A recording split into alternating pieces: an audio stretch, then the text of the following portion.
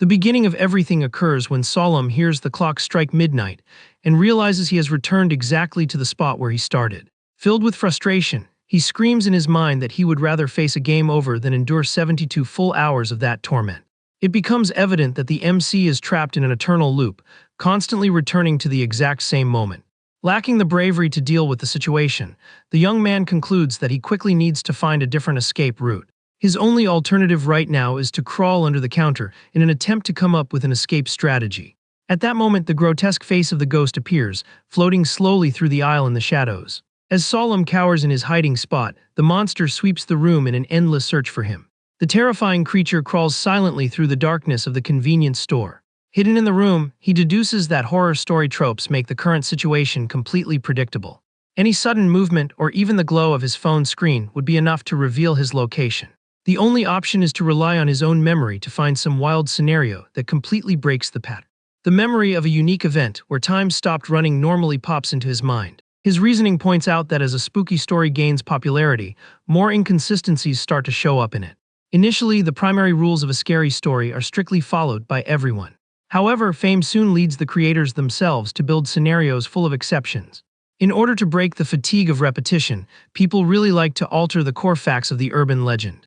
The tale the MC remembered was about a group that managed to survive being trapped in a creepy hospital. The event was supposed to be shorter, but a mistake ended up adding extra hours in the pitch black. He struggles to make his exhausted mind remember what the specific circumstance of that glitch was. Extremely nervous, the young man asks himself what the key detail was that changed the outcome of the urban legend. Quickly, the answer appears in the form of a medical shift end notification that simply did not work.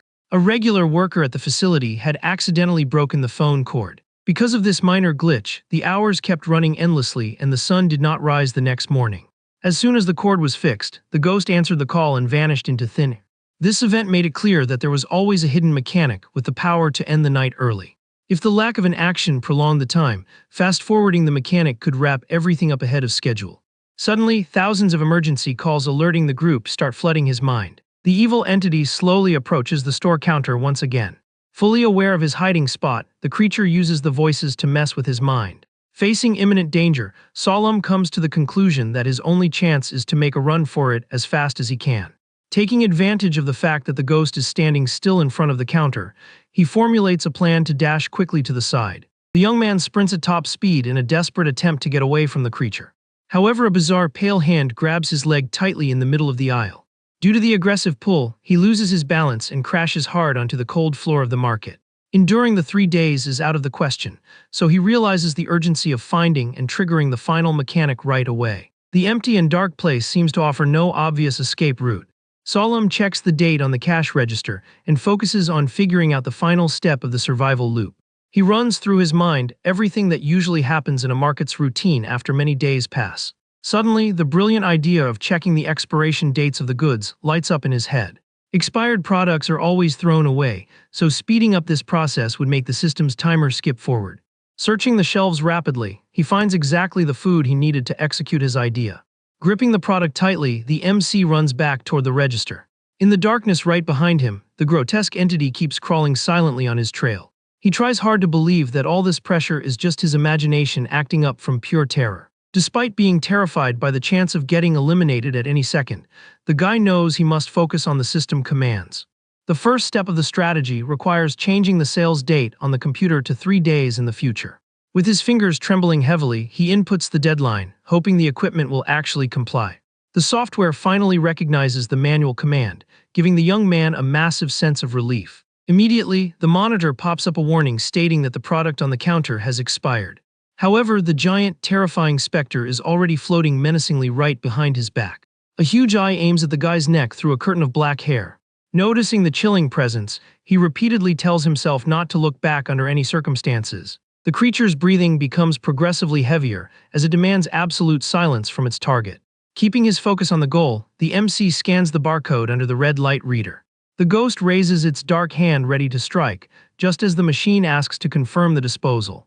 Swiftly, a finger hits the enter key on the cash register panel. Before even touching the young man, the monster's grotesque limb begins to disintegrate into thin air thanks to the command. The disposal complete message lights up on the monitor and finally frees the MC from all that pressure. The dead silence of the room is broken only by the soft sound of water drops hitting the floor. Seeing the sunlight flood the market, Solemn stretches his arms to relax after surviving. The receipt prints out, proving that his wild plan actually worked. Letting out a sigh of relief, he acknowledges that sunlight is truly essential to live in peace. The exhaustion is so heavy that the guy rejects even the thought of facing another similar darkness, this early in his life.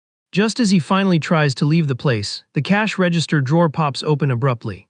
Stunned by the sudden noise, the young man stares in shock at the thick stacks of cash being ejected by the machine.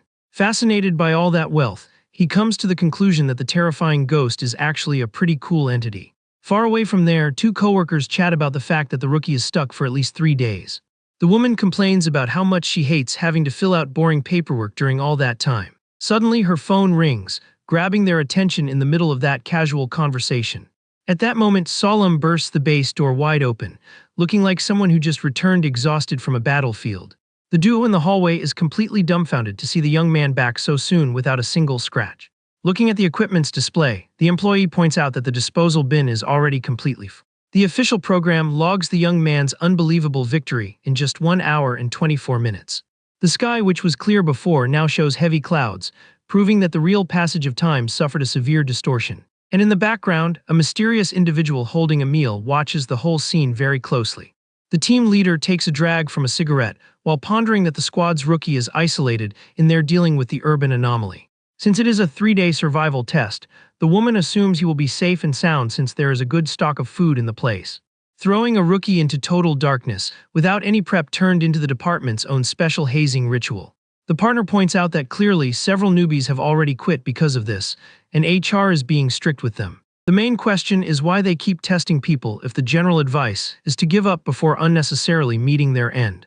Standing around watching a team member perish is not a situation they want to see on a daily basis. It is a dark and tragic event that they try their hardest not to experience ever again. However, the rookie Kim Solemn really caught the veteran duo's interest right from the interview. The guy undoubtedly proved to have a temperament that falls completely outside the norm from the very beginning. He carries a weird obsession with the job that actually gives the people around him the creeps. While most people freak out just hearing about the position, the young man simply showed no sign of dread whatsoever. The woman points out that keeping a cool head is always highly valued in this type of high-risk work, especially since nobody without guts would be able to survive the company's trial phase anyway. Ironically, his files showed exactly a fearful individual who managed to pass the test out of pure desperation. Looking at it from that angle, they come to the conclusion that this rookie is definitely a very unique character. The only thing that raises a red flag is the fact that the MC never takes notes, which clearly points out that this must be his very first job.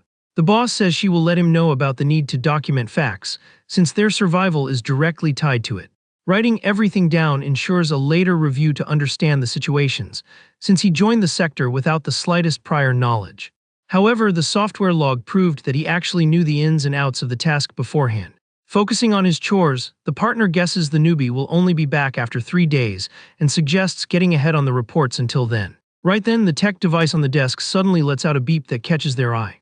Holding the glowing gadget, the veteran cannot understand the reason for that surprise vibration. The shock caused by the unexpected alert makes the worker drop his coffee and belongings on the floor. Utterly speechless, the guy widens his eyes when he notices that the device's memory is completely maxed out with data.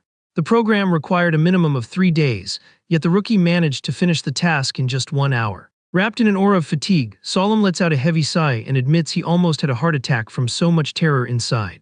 The older pro quickly puts 2 and 2 together, remembering that the convenience store myth stretched on for full days. Lounging on the breakroom sofa, he asks how the young man managed to escape before the timer ran out. Keeping as calm as possible, the MC explains that he just fast-forwarded the situation's clock using the cash register. Shocked by how casually he answered, the veteran starts seeing his partner as a total prodigy at exploring scenarios. Hyped by the unreal record, the experienced coworker decides the group must give their full support so the new legend can settle in perfectly. He shakes the guy's hands, begging not to be forgotten when the rookie becomes a wealthy executive. The duo pays close attention when Solemn chooses to tell the truth and expose the real tactic behind that escape. The MC confesses that he was overcome by panic, and the only thing he did was run desperately to avoid a game over. Taking in the reality, the leader just sighs and asks him to give them a heads up the next time he decides to break the rules. Annoyed by his fake humbleness, she doesn't buy that someone who cleared the test so fast thought they were going to bite the dust. Resting her face on her hand, the boss changes the subject and asks what the guy's financial payout was for the task. The reward system always pays out at the end of the mission, so he mentions he made 10 million won. Sliding the stack of cash across the table, the young man hands the funds straight to his bosses. The superior hands the money back, explaining that the firm usually takes a 50% cut, but he had the right to keep it all due to his hard work. The guy's conscience feels really heavy from receiving such kind treatment, making him sweat from pure nervousness given the context. In reality, the full amount was 20 million, and his original plan was to pocket the rest of the cash secretly. Leaving the money split aside, his coworker announces that it is time for the most vital part of the job.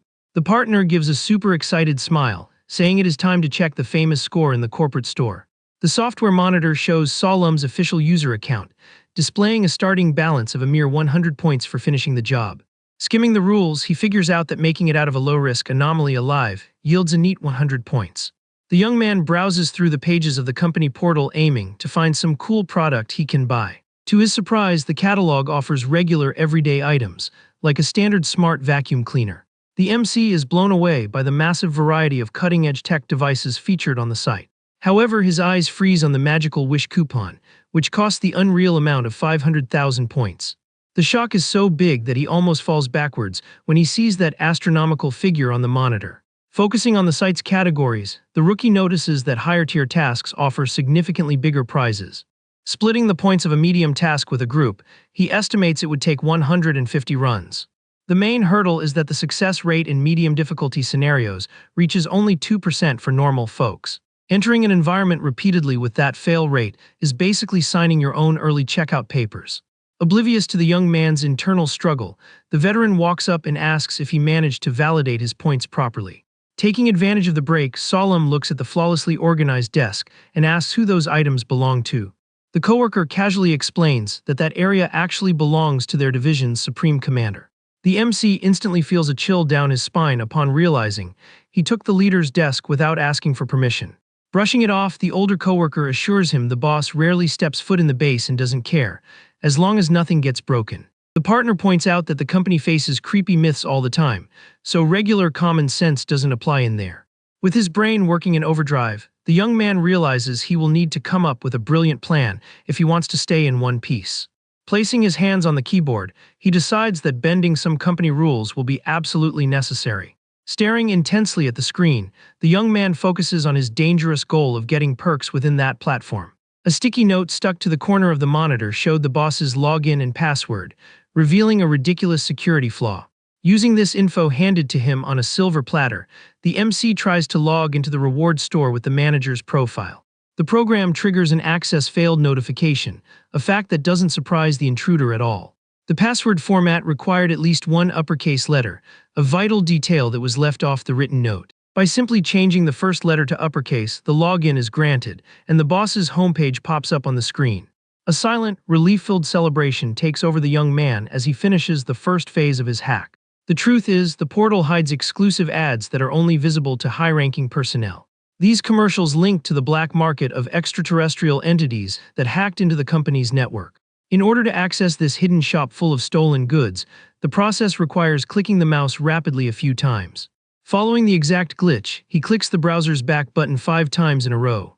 Right away, the screen lights up showing a vibrant image with shady products and easy ways to gain way more power. The alien cursor stealthily clicks on the hidden ad that pops up on the monitor in Solemn's workspace.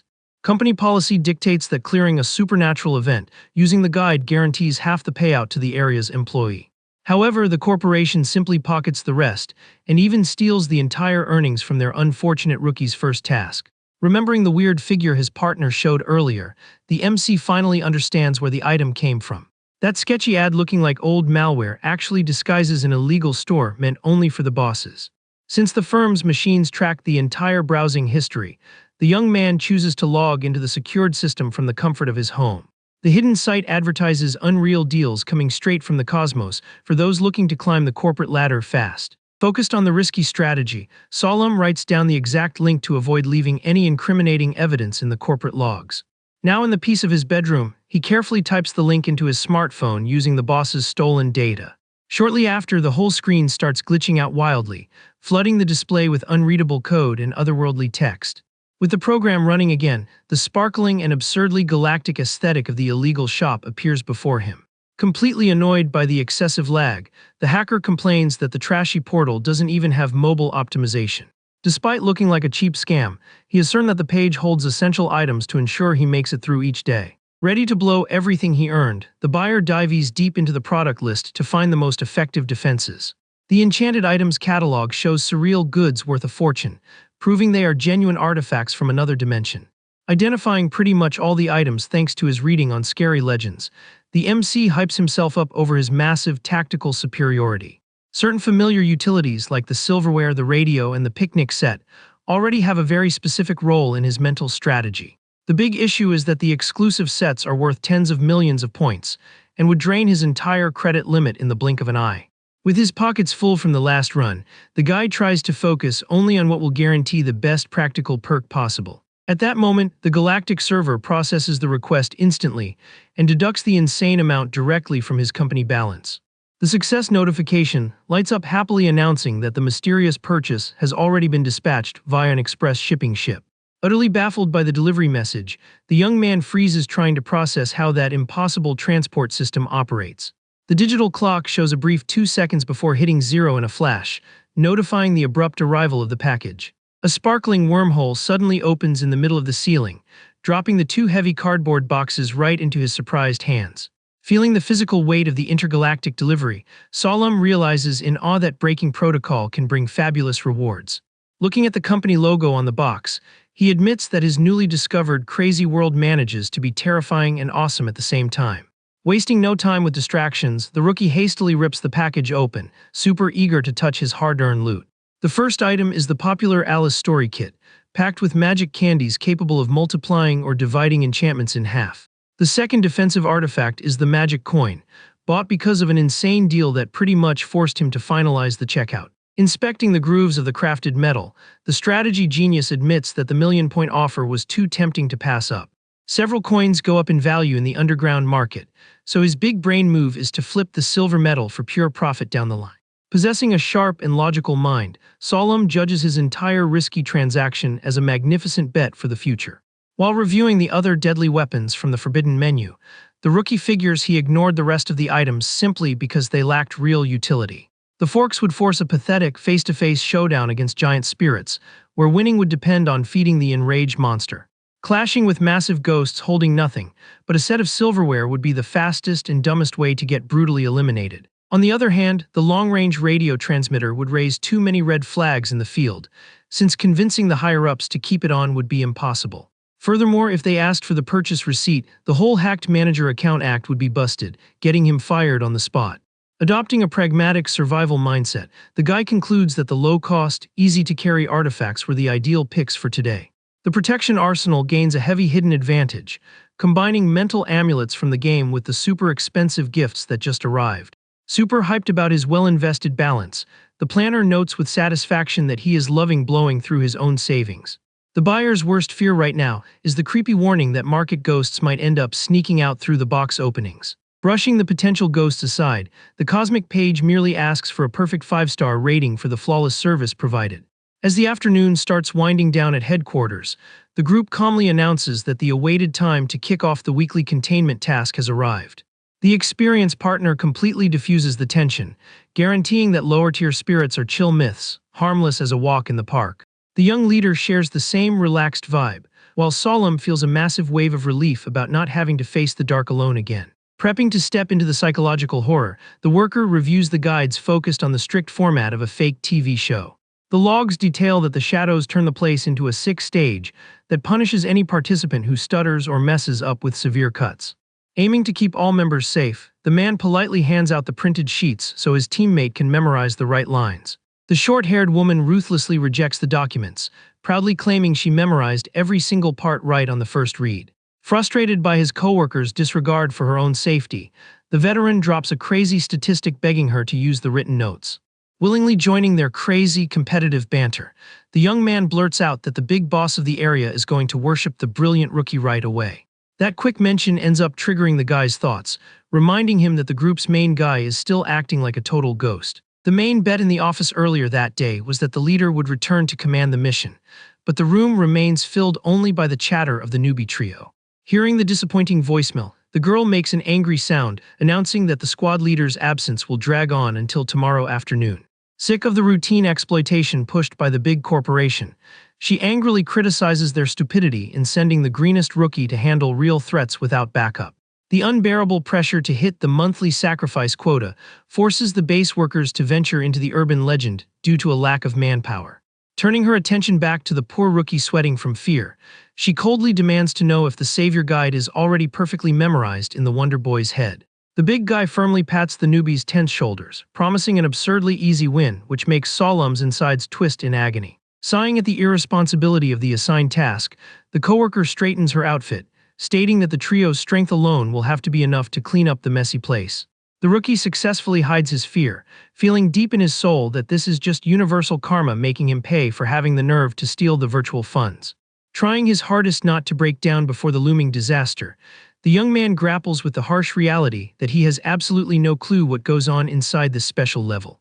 Walking toward the pitch black severely hurts his mind, punishing his arrogance for believing he was lucky to know certain legends perfectly by heart.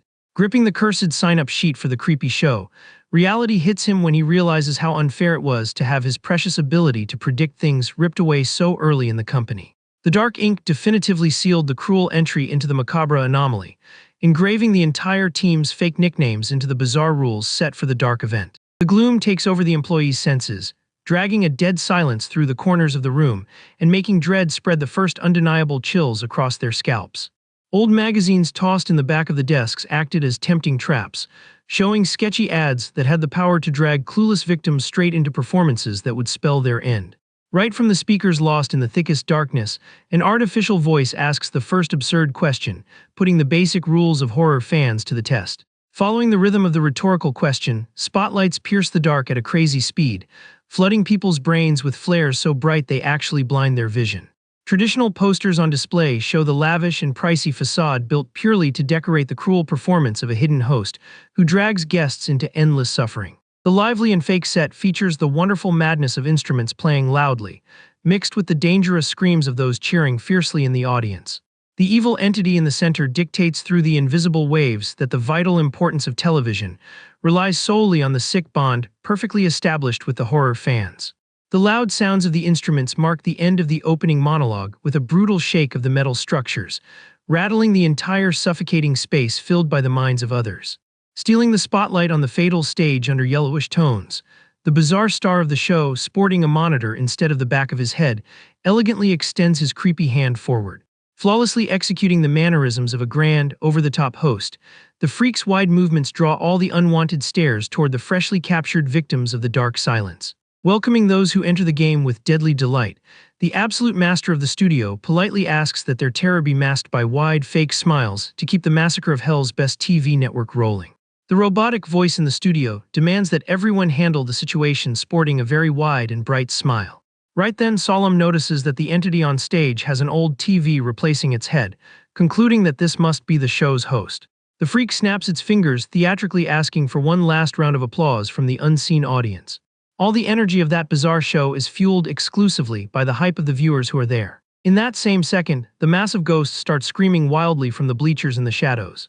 Scanning the space around him, the MC breathes out in relief for not feeling the absolute terror he was anticipating. Looking at the monster just as a guy wearing a TV mask really helps not to lose his mind. Even the studio set isn't that bad, closely resembling the classic format of old American talk shows. However, a sudden memory makes the young man freeze in his tracks as he pieces together what he just thought about. The exact format of an old-school interview show crosses his mind in an alarming way. The presence of an answer board where the contestant magically already knows what to say sounds way too familiar. Extremely nervous, the guy finally realizes which urban legend this environment belongs to. Breaking his train of thought, the monstrous host points at the camera full of hype to start the game. The countdown for the attraction to begin flashes on the main screen, while the software warns about the lethal risk of the clock hits 0, signaling the dark start and showing that the official survival rate for people leaving that place alive is strictly 0.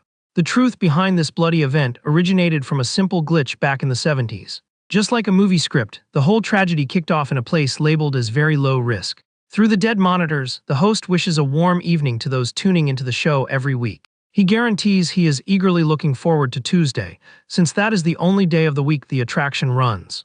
This exclusive moment is the perfect chance for the sadistic entity to get a close look at the friendly little faces of the new guests.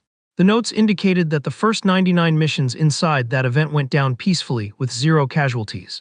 The massacre actually happened only when the company made its 100th run into the place. With a bright light shining on the stage, the TV freak declares it's the big moment to introduce the contestants. The nicknames Hawk, Badger, and Little Deer are called up to take their spots at the competition podiums. The show's intro asks if the competitors will be able to keep the unbeatable winning streak alive this week.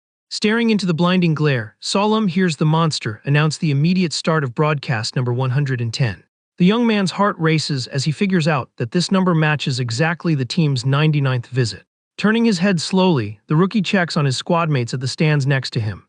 The veteran duo shows a highly laid-back posture, packed with self-confidence in front of the monster. Analyzing how chill they are, the MC clings to the fact that the disaster is only set to happen on the next visit to the studio. Despite the false sense of comfort, Solemn wrings his sweaty hands, remembering he is still walking inside a horror tale. The guide was very blunt in stating that any disrespect or rule-breaking on the show would result in instant elimination by fire. To make the anxiety even worse, the creepy entity announces through the giant monitor that the show is broadcasting totally live. Hosting a show with no pre-written script means that any slip-up from the contestants turns into pure suicide. Spotting the young man's cold sweat, the monster sarcastically asks if the little deer is feeling okay health-wise.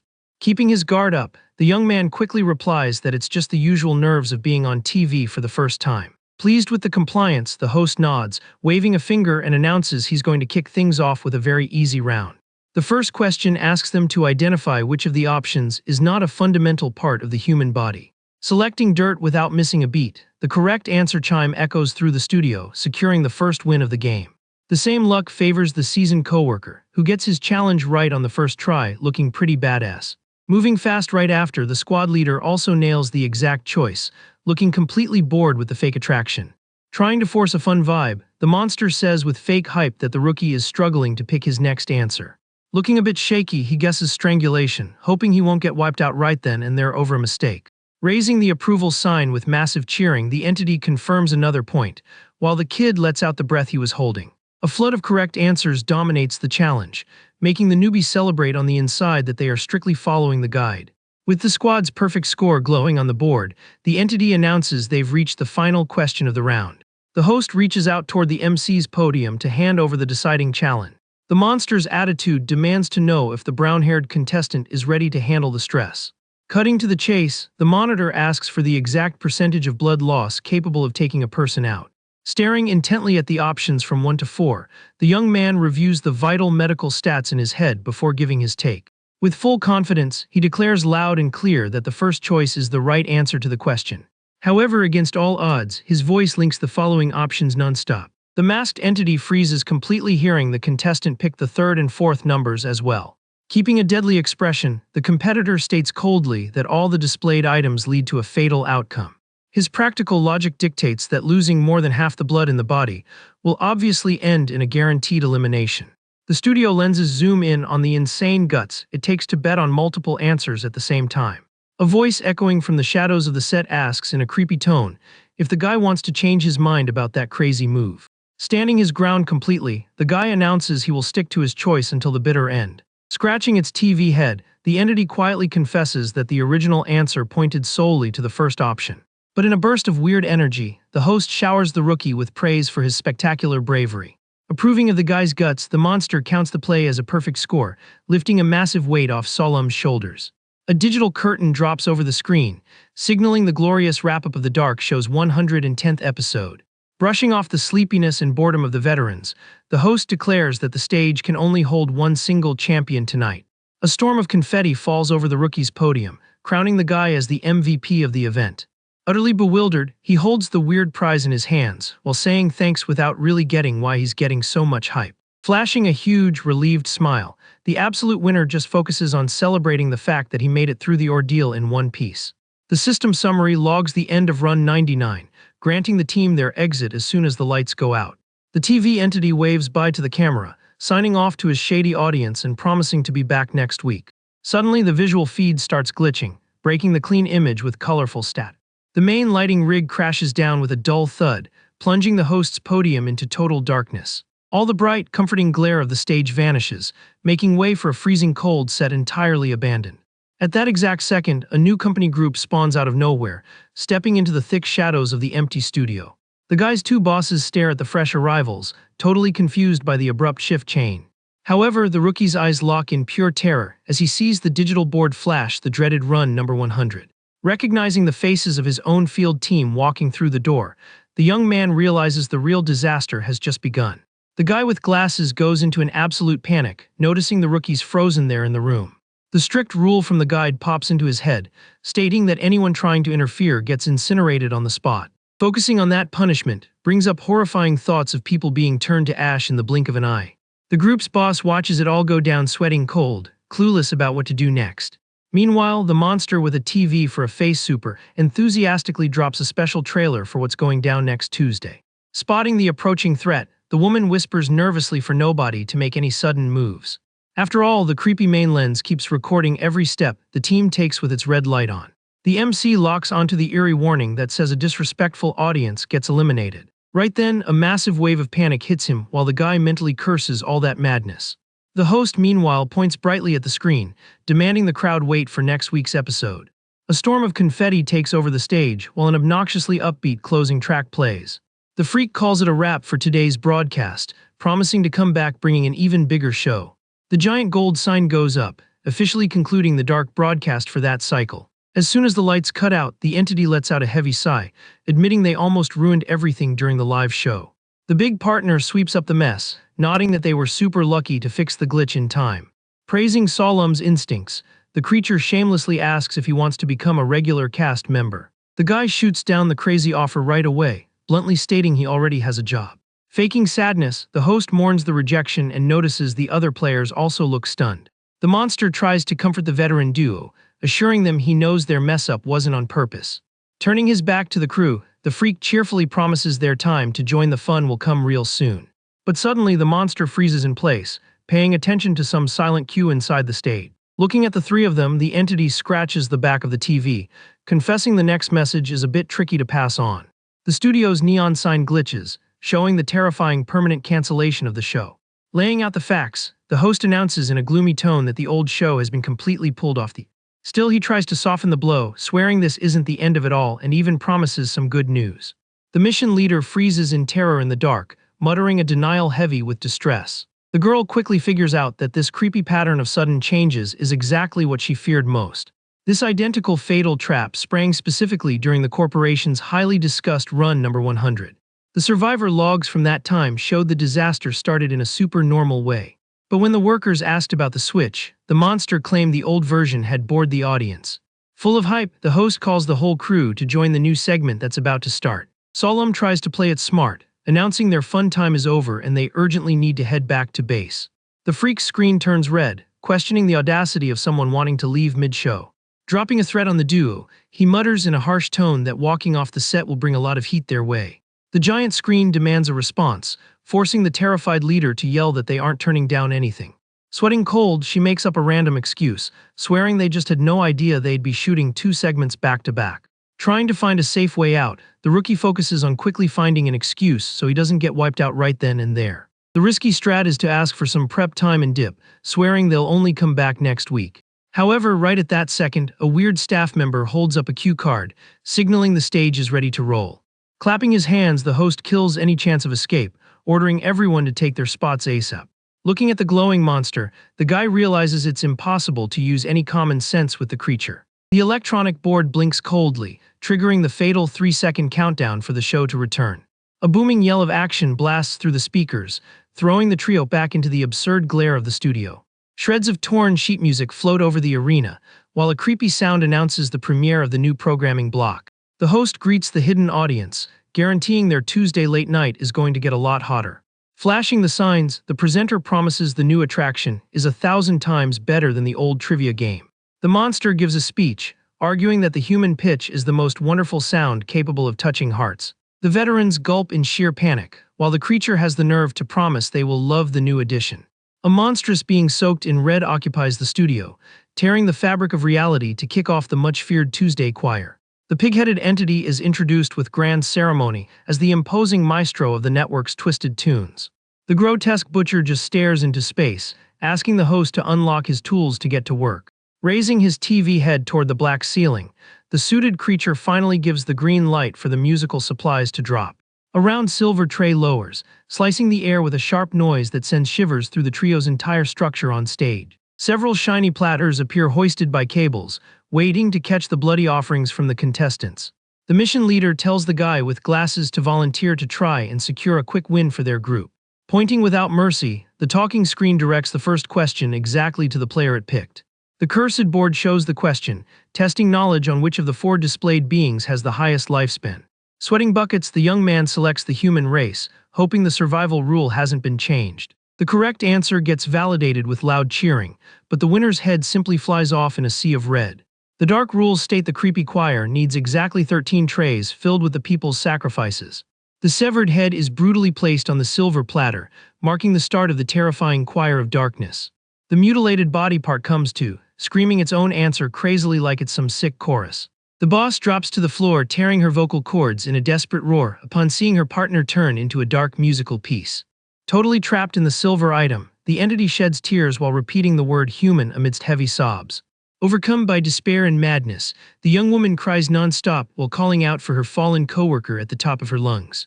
Not caring about the mourning taking over the stage, the host resumes his upbeat posture, announcing the next phase. The creepy finger points at the woman bathed in tears, asking if she's ready to take on the challenge. The worker cries uncontrollably, accepting her imminent end and begging for the execution to be over quickly. With a simple, deadly snap of his fingers, the creature sentences her destruction, shattering the victim into a rain of vibrant petals. Crying with fake sadness, the host mutters complaints about the contestants' inability to join the cast. A dark memory regarding the legendary massacre that wiped out an entire squad suddenly hits the MC's thoughts. He realizes with pure dread that there is no escape route when failing means getting erased and winning turns into endless suffering. A shock of clarity reveals that the recent casualties were never included in the official survival logs. Right then, the red smile displayed on the screen turns towards Solemn, calling him to take his spot in the center of the arena. Cornered in the middle of the deadly stage, the rookie feels a chill thinking about his own execution if he manages to beat the test. With nowhere to go in the dark, Solemn keeps a hollow stare while enduring the crushing oppression of that fatal environment. Squeezing his own hands, he tries to calm down, demanding himself not to hit the panic button right now. With focused vision, the guy remembers he is the only person there holding a real trump card against the ghost. The feeling taking over him isn't just fear, but the shock of watching a natural disaster unfold. Despite the panic, the MC clings to the detail that he read the guide and has high chances of making it out alive.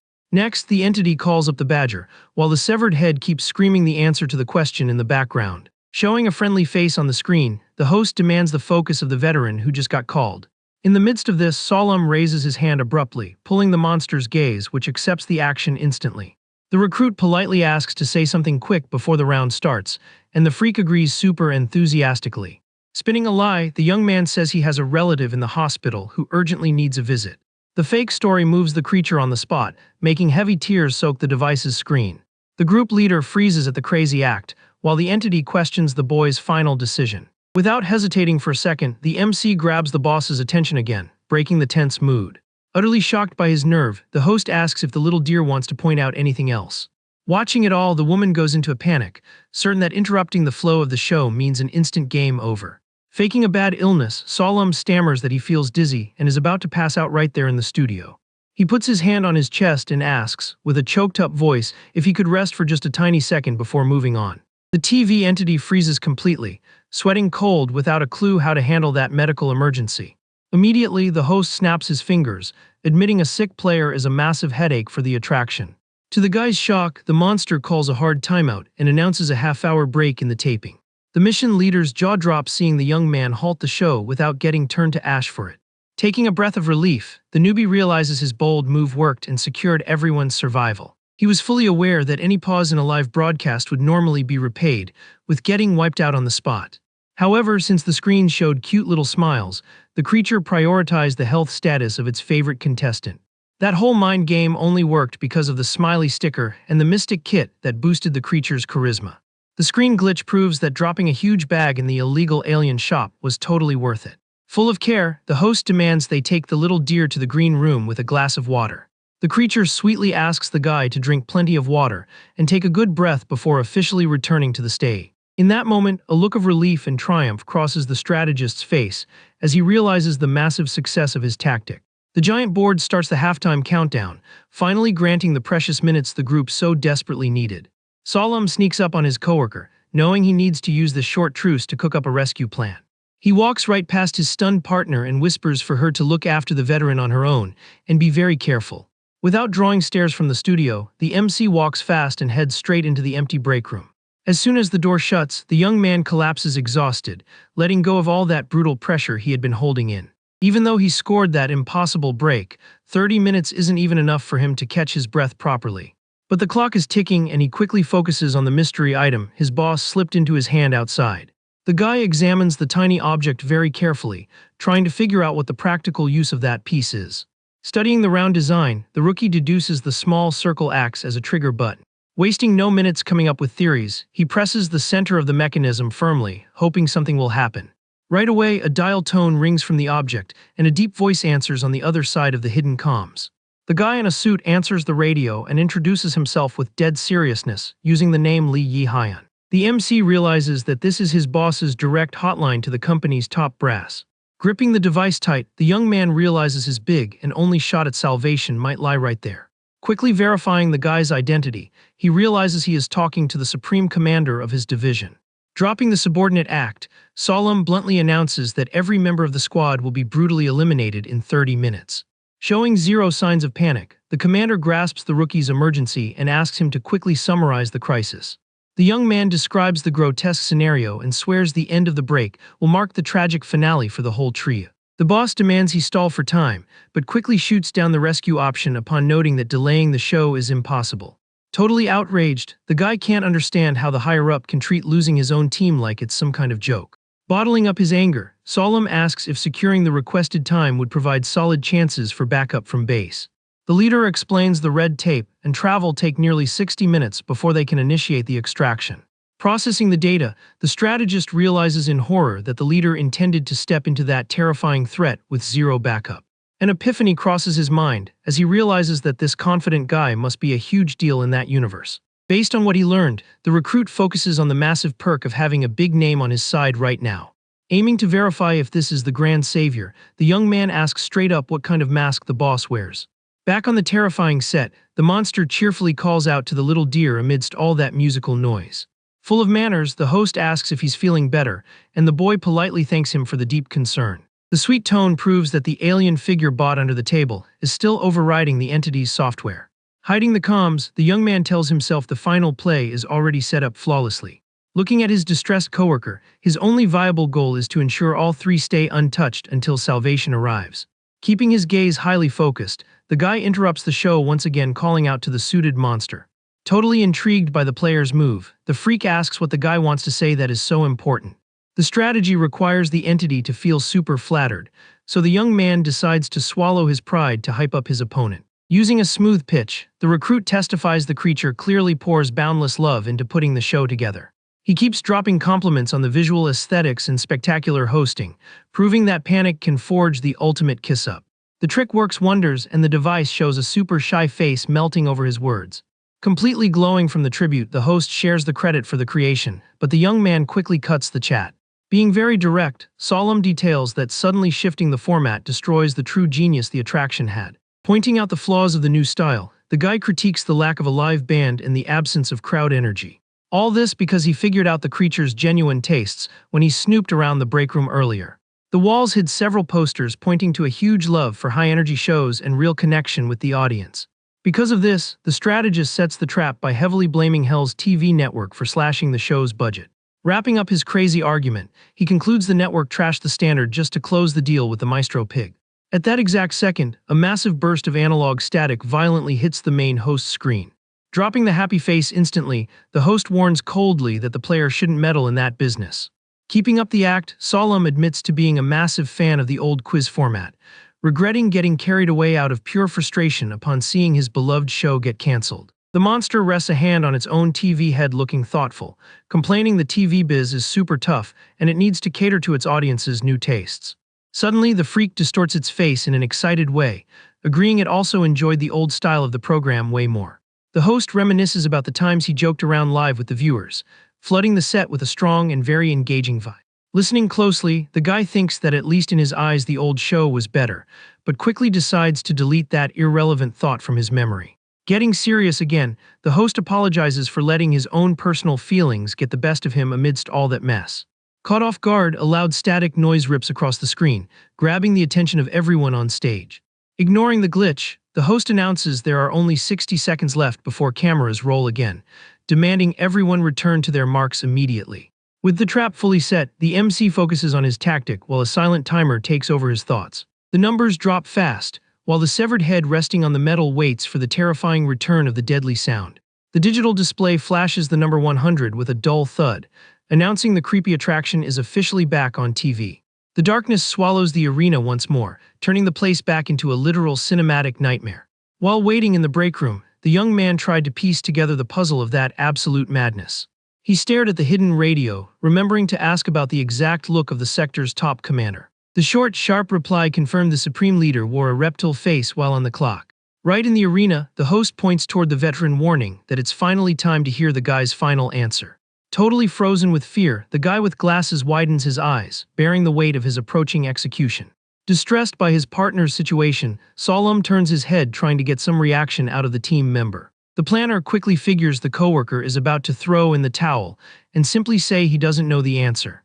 Within the twisted logic of that place, getting instantly incinerated was a much lighter sentence than ending up decorating a tray as a living sound piece.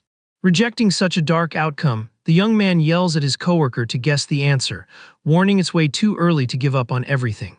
The veteran stares at the rookie, utterly amazed by that sudden display of bravery in the middle of a disaster. Leaning on the brightly lit podium, the monster announces dryly that the player has exactly 3 seconds to speak. An absence of sound takes over the stage as sweat rolls down the cornered guy's face. In a final push, he picks option 4, related to burns, and the monster validates the right answer instantly with an explosion of fake celebration. The pig maestro takes charge, throwing his limbs up fiercely to welcome the newest member of the cursed choir. However, a metallic crash sounds under the podium as a small dimensional compartment unlocks with a swift shove. A narrow cardboard box pops out of a weird light beam, bringing back the memory about the leader's special gadget. In the earlier chat, the big boss mentioned the rift created by the controller could only send tiny items inside the studio. The rookie weighs the fact and concludes that detail was already more than enough to pull off his risky tactic. Screaming at the top of his lungs, the MC orders his coworker to chuck the box as far and as hard as he can. The object hits the ground and releases a temporary blinding flash that messes with everyone's vision in the dark room. A colossal green force takes the shape of a giant spiritual sword, crushing the spot where the pig figure stood. Right after the smashing impact, just a basic AAA battery drops, rolling harmlessly on the wrecked stage floor. Watching the unreal attack, the newbie concludes his crazy logic was 100% spot on. The strategy involved relying on the devastating power of the lizard, the guy famous for physically wiping out any anomaly. Despite not being a mastermind strategist, the commander leveled the playing field using brutality so absurd it even broke the rules of the place. Dodging the strike by a hair, the maestro backs off while the guy hopes the panic freezes the broadcast for a second. Totally thrown off by the delay, the TV monster calls the maestro over and over, demanding he quickly welcome the choir's new addition. Frozen in the center of the arena, the butcher creature stares into the void weirdly, completely ignoring the orders given by its boss. At that exact moment, a giant crimson spike appears, tearing through the studio roof without an ounce of pity. The pig lets out a scream of extreme pain as it gets brutally impaled by the flaming drill that grinds it without mercy. The MC stands petrified, completely terrified by the sudden violence of that summary execution.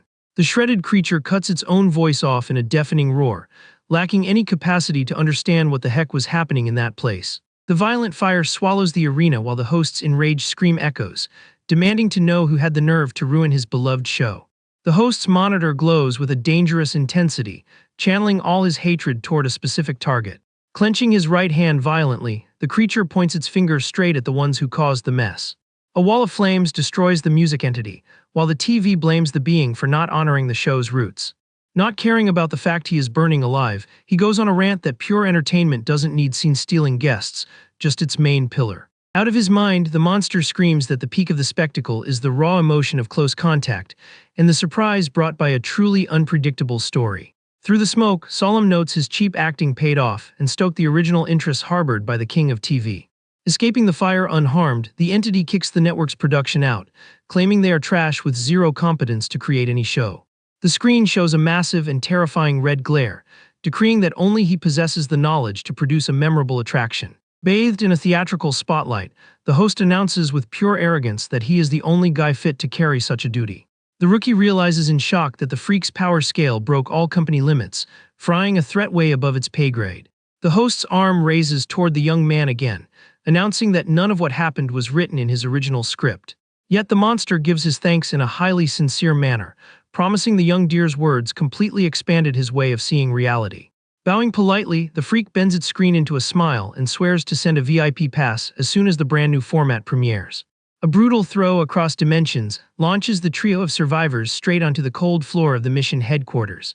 Tossed completely to the ground, the strategist finally manages to let out the breath he was holding, finding it hard to accept he dodged a game over yet again. Crying heavy tears, the huge partner squeezes the rookie in a super tight hug, yelling loud that the guy is a genius of madness.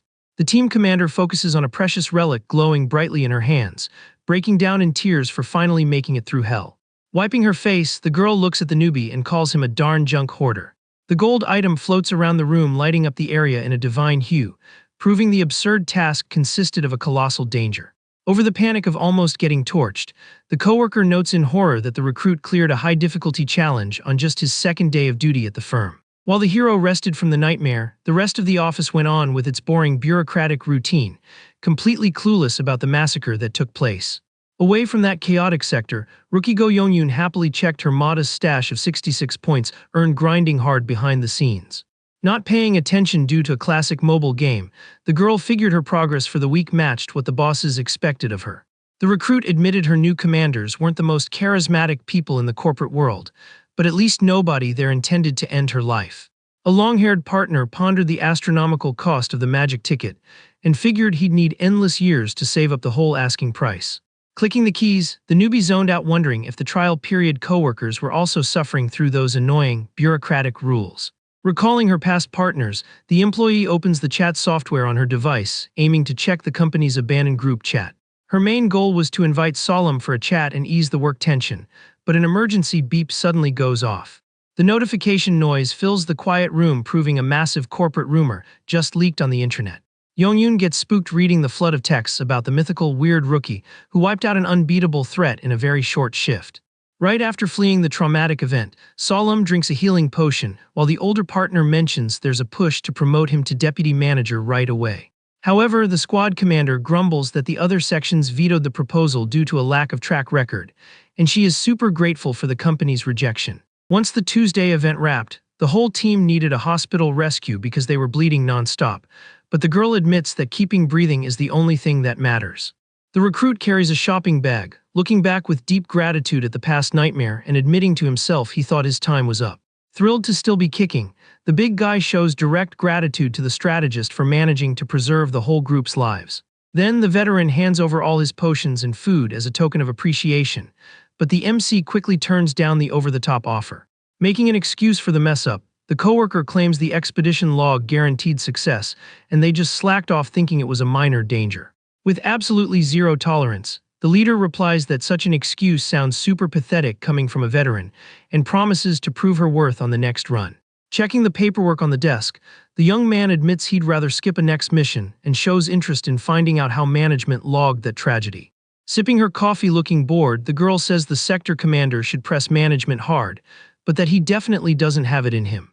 The coworker takes the chance to file a career advancement request, but she shuts the topic down saying she will put in her 2 weeks before that ever happens. The worker goes on drinking her beverage calmly after killing the room's empty small talk. Hyped by an alert he received, Solemn announces the manager's meeting wrapped up and he'll finally get to see his boss's face in person. He remembers this leader is one of the most popular entities from urban legends, the hero who fixed the whole situation using a simple battery. Suddenly, the room's door slides open swiftly, drawing the eyes of every group member present in the room. Promptly, the strong partner gets up from the chair to welcome the leader who just walked in, making the newbie extremely nervous. The big boss waves at the team super calmly, and the rookie notes in horror that the mysterious figure literally has the head of a reptile. Totally frozen, the MC struggles to accept the grotesque image of the guy standing right in front of him. Bewildered, he watches his two partners greet the freak in a completely routine way, as if absolutely nothing bizarre was happening there. Searching for a rational explanation, the kid concludes that the shock caused by the TV monster must be glitching his logic and altering his superior's mask. However, his eyes slip toward the guy's waist and notice the security device resting calmly in that spot. Cold sweat drips down the strategist's face as he realizes that giant, terrifying lizard face is 100% real. The partner officially introduces the boy to the area commander, while the newbie mentally questions the sanity of everyone in the room. Calling the boy by his corporate nickname, the reptilian entity looks at the rookie with utmost seriousness. The bizarre entity locks eyes on the lower-ranking employee and asks in a deep voice if he's noticing anything out of the ordinary. Under the crushing weight of that scary stare, the worker goes on high alert, trying to dodge a freakout in the middle of the office. Using all his mental agility, he makes up that his vision is perfect to avoid raising any dangerous suspicion. The commander's piercing crimson eye thoroughly scans every reaction from the boy, trying to find any trace of a lie. Yet the weak lie works, making the boss nod and move on while Solemn exhales super relieved for looking natural. Analyzing the room around him, the guy figures the squad sees a normal man, and only he carries the ridiculous curse of seeing the real monster. Hiding his intense panic, the MC swears to himself to act totally normal around that creature to ensure he stays alive. The reptile walks through the group and announces, without beating around the bush, that he will relay all the rulings made regarding the bloody event. Getting back on professional track, the commander explains the freak show happened due to a fatal flaw in task division caused entirely by management. The superior details that the other squad pushed too fast, causing massive chaos in the mission's original blueprint. Since the other team took an unplanned break of almost an hour, the leader jokes sarcastically that they probably went to grab coffee. Moving to the final verdict, the company logs dismiss the extreme risk level based on the initial success rate. Furious at the botched review, the woman yells that a full team got wiped out and points out that the gathered magic substance proved the high difficulty. Staying super chill, the leader states the directors view the precious piece as a rare anomaly and demand hard proof before tweaking any rules. Seething with anger over the firm's excuses, the girl swears to go down to HQ to clear things up, but is held back by her giant partner. Glaring at the boss with fury, she demands to know if that hell will keep being rated as a basic threat, and the guy denies it. The reptile guarantees the company decided to issue an exception cash bonus to make sure the group keeps their mouths shut about the tragedy. Breaking down the extra cash, he assures the reward this time will match the bonus given for clearing a top-tier urban legend. The set prize guarantees the unbelievable sum of 30,000 points to everyone who made it out alive, leaving the veterans in utter shock at the wealth. Turning to the newbie, the commander names Solemn as the MVP of the task, gifting the boy with a final payout of 40,000 points. Hyped by the surprise windfall, the partner celebrates wildly, while the boss jokes that her desired exit from the job just got way more realistic now. The worker admits feeling guilty over the rule that bans point transfers, blaming herself for profiting off the young man, but he brushes that worry off. Privately, the recruit thinks it's great not having an extreme rating on his file, fully aware that a rapid promotion would just throw him into far crueler anomalies. In his head, the risk of slipping up in this insane universe screams louder than any corporate fame in front of greedy bosses. Totally flipping the tense mood, the partner calls the thinker over to check his logged balance on the military office system. The partner proudly reminds them they are crazy enough to put their own lives on the line just to stack the cash needed to buy the magic ticket. The woman agrees with the idea that everyone in there carries a very clear money goal and asks if the young man already knows how to claim the hard-earned prize. Super hyped, the giant reinforces that digital balance basically equals their own survival inside the firm. The MC logs into the company platform and cheers in his head seeing the unreal gain of 40,000 points land perfectly in his account. Staring at the lit screen, he's thrilled by the reality that the massive jackpot goes straight into his finances without taking any cuts from tyrannical leadership. The veteran duo watches the recruit's silent celebration, sharing the sweet vibe of a job very well done. Cutting the wonderful online party short, the corporate boss with the reptile face coughs suddenly, grabbing everyone's attention in the room. The superior focuses on the undeniable truth that everyone escaped the violent bloodbath unharmed and still filled their accounts with a ton of clean profit. The coworker catches the hint immediately and shows massive excitement, suggesting they blow that fortune at a very special spot. Accepting the hyped dinner proposal, the whole squad quickly heads to a classic top-tier barbecue joint. Taking charge of the hot grill, the commander snatches the tongs from Solem's hand, declaring rookies never have grill duty on their first group meal. The boss assures he isn't going to haze the newbie and orders the kid to just kick back and eat well tonight, while the boy tries hard to turn down the polite offer. Digging into the meal, the reptile's look gives the recruit the creeps, and he tries desperately to find something else to look at peacefully. Studying the chill vibe of the casual dinner, the tactical genius confirms with relief that the monster ghost only corrupts his own busted vision.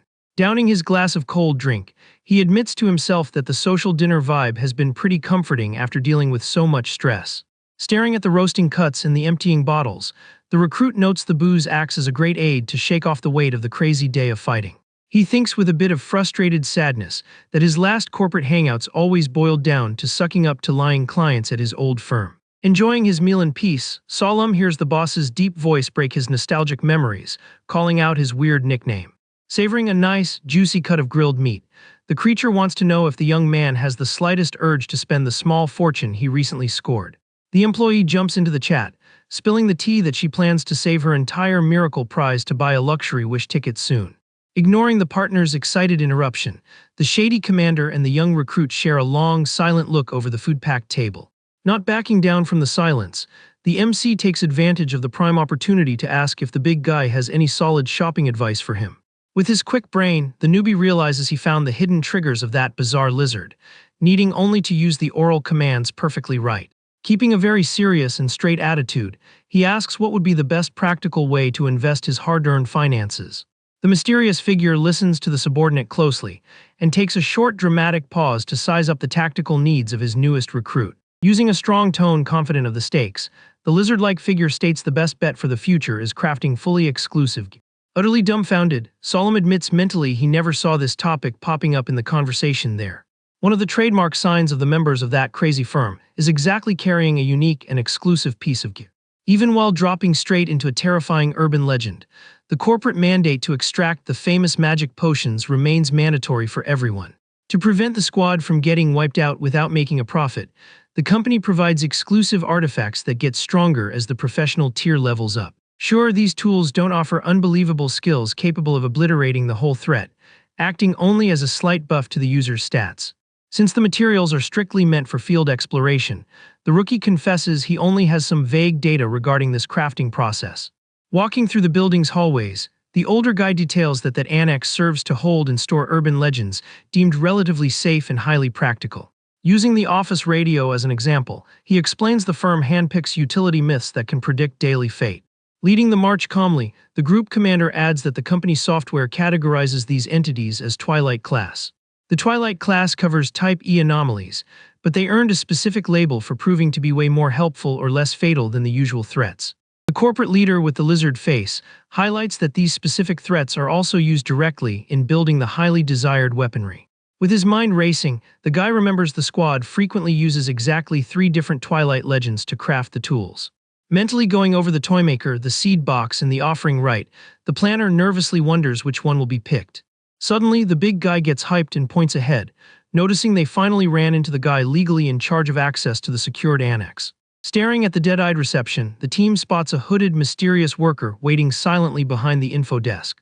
Taking the lead, the big partner does the polite intros and quickly asks for the entry pass to Darkness 99. The gloomy guy doesn't say a word, just locks his focus on the PC monitor and inputs the data with absurd slowness. In a silent and creepy hush, the weirdo slides a simple metal clearance card right across the freezing surface of the main counter. Gripping the cleared company pass tightly, Solem hypes himself up mentally to bravely face another creepy room in the company. The group walks with some hustle down a long, dark hallway that seems to lead them straight into the final depths of the complex. Stopping abruptly in front of a heavy metal door, the veteran partner confidently announces everyone finally reached the target spot. With the digital lock in hand, the recruit opens the massive vault door and hears the dull clank of the electronic latch, yielding the dark passage. Looking at the machinery wrapped in leaves and lights, the young man IDs the well-known seed kit, which dupes any material using moonlight as its core energy. The boss smiles, explaining that Sector controls the gear, and you just have to pop 2 normal items inside for the machine to craft a never-before-seen weapon. Cutting straight to the chase, The rookie asks if the miracle method charges a fee, and the strong partner agrees that waking anomalies in the annex demands a hefty toll. Shock hits the young man's chest hard when he realizes he'll have to blow a crazy 1,000 hard-earned points to actually forge a single piece. Outraged by the unfair price, he argues with the scaly leader, claiming the greedy firm should cover the costs of combat gear. Trying to soften the money blow, the coworker mentions managers use the machine for free, making the guy rethink his immediate career goals. The blue-haired leader locks eyes on the recruit, questioning his choice, since burning that much cash all at once hurts anyone's wallet. The reptile boss defends the crazy idea very firmly in his deep voice, swearing his risky suggestion has a very powerful motive behind it. The coworker argues that riding a super strong person's wave is the best field tactic, which totally talks the newbie into dropping his virtual balance into the pot. Buying into it, the boy greenlights the process and already starts going over the core rule of the machine that sucks in and swallows the gems placed on the plates. The classified guide clearly showed the glowing slot pulls everything into its stomach and spits out a tool that blends the strongest traits. That way, Solemn realizes he needs to pick very strong ingredients that yield massive perks, since he memorized the exploration hacks for the place. Perfectly reading his partner's tactical doubt, the big guy flashes a wide smile, guaranteeing the squad loves lending junk to forge starting defenses. Pretty hyped by the banter, the big guy nudges the reptile boss with crossed arms, asking the creature to flex a bit about his weapon. Pulling a random butter knife out of his deep pockets, the beast man promises the crappy piece can slice the air and launch objects far away. The strategist promptly figures the boss fired that magic battery using that exact dimensional strike, realizing with frustration it was just a support item.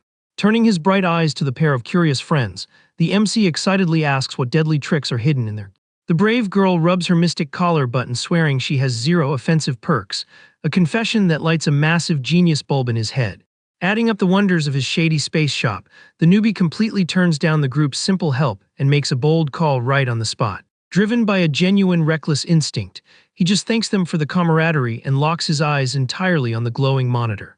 The old digital display shows the macabre relic's hunger is huge, waiting to ruthlessly devour the insane inventions dreamed up by the new master. Right then, the squad commander raises her arm, warning the recruit to never throw even a blade of natural grass into the starving machine if he wants to stay alive.